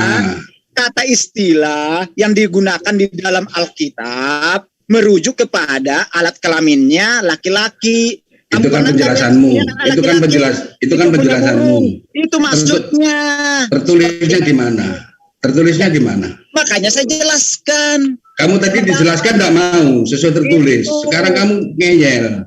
Lah, yang mengerti kitab saya kan saya. Apa otakmu itu somplak sudah? Oh, enggak lah. Justru Bapak itu apa ya dibilang? Tadi kamu dijelaskan cuma ngeyel enggak kamu tadi? Oh, tidak. Apa? Karena saya berbicara dengan apa adanya. Yang mulutmu yang somplak itu. Saya berbicara selalu dengan ilmu, Bang. Gini. Ilmu somplak itu ya. Sabar Pak. Sabar Pak Ceng. Ilmu sains, ilmiah, logika, rasional. Itu kalau saya, Bang. Lu diam. Artinya kalau anak lu bertanya apa itu sakar kuda, jawaban lu adalah sakar kuda itu sama dengan punyanya punya Pak Richard gitu ya jawabnya ya? Bukan seperti itu saya jelaskan. Gimana cara jawabnya? Menjelaskannya seperti ini, Bang. Ya. Jakar kuda itu, nak, kata istilah yang digunakan di dalam Alkitab itu merujuk kepada alat kelamin laki-laki. Ya, iya benar. Jadi alat kelamin lu seperti apa Kak? Contoh nih, anak saya mengatakan, seperti apa Pak? Kamu pernah nggak lihat anak kecil laki-laki punya burung? Itu seperti itu. Lu pikir sakar kuda segede gitu? Itu hal-hal negatif. Udah gede begitu. Kamu goblok sekali sih bicara dengan baik-baik supaya memahami. Sebentar. Faktanya sekarang kita pasti besar lah. Dengerin dulu. Sabar, jangan emosi Arjuna. Sekarang kita berbicara fakta. Ya. Apakah ada alat kelamin laki-laki sebesar sakar kuda? A ada, B tidak ada. Nah, itulah makanya saya bilang sama Abang, jakar kuda itu adalah alat kelamin laki-laki tetapi yang sudah berumur dewasa orangnya. Jadi contohnya itu seperti kelaminnya anak kecil yang kamu lihat itu. Iya, apakah sakar kuda sama dengan alat kelamin laki-laki dewasa? A sama, B tidak sama. Kan kau tahu. Itu kata istilah yang dipakai merujuk kepada alat kelamin. Itu kata istilah, Bang. Perumpamaan, Bang. Anak-anak itu nggak ngerti istilah. Dia buka internet, lihatnya Jakar kuda. Gede amat Jakar kuda bapak ini deh. Itu istilah, itu perumpamaan. Diumpamakan. Ya, anak kecil itu nggak tahu, dia istilah itu nggak tahu. Dia buka internet, buka udah besar. Makanya gini, Bang. Karena anak-anak gini, Bang. Saya kurang tahu ya. Kalau anak-anak di Muslim itu tidak mengetahui hal seperti saya kurang tahu. Tetapi anak-anak Kristen itu orang-orang pintar semua, Bang. Iya, karena kita di Al-Quran nggak ada begitu. Kalau nggak tahu ya, jadi sekarang kita belum nikah ya perkosa aja gitu. Oke, dengerin, jangan melebar. Anak Kristen itu masih kecil udah pintar-pintar, Bang. Iya. Artinya langsung mengerti, Bang. Kalau mungkin di Muslim saya kurang tahu ya, harus diajarin dulu. Jadi dia berlaku kayak binatang. Itulah sebabnya anak-anak Tuhan itu pintar-pintar, Bang. Gitu. Oke, dengerin dulu baik-baik ya. Itu pintar-pintar, Bang. Sabar dengerin dulu. Jadi artinya tadi kalau pas berdua lah ya ngentot aja gitu. Waduh, kamu ini ngomong kasar ya. Arjuna. Kan gitu makanya tadi kan ditanya kalau sabar dulu berdua, jangan kasar begitu ngomongnya lain.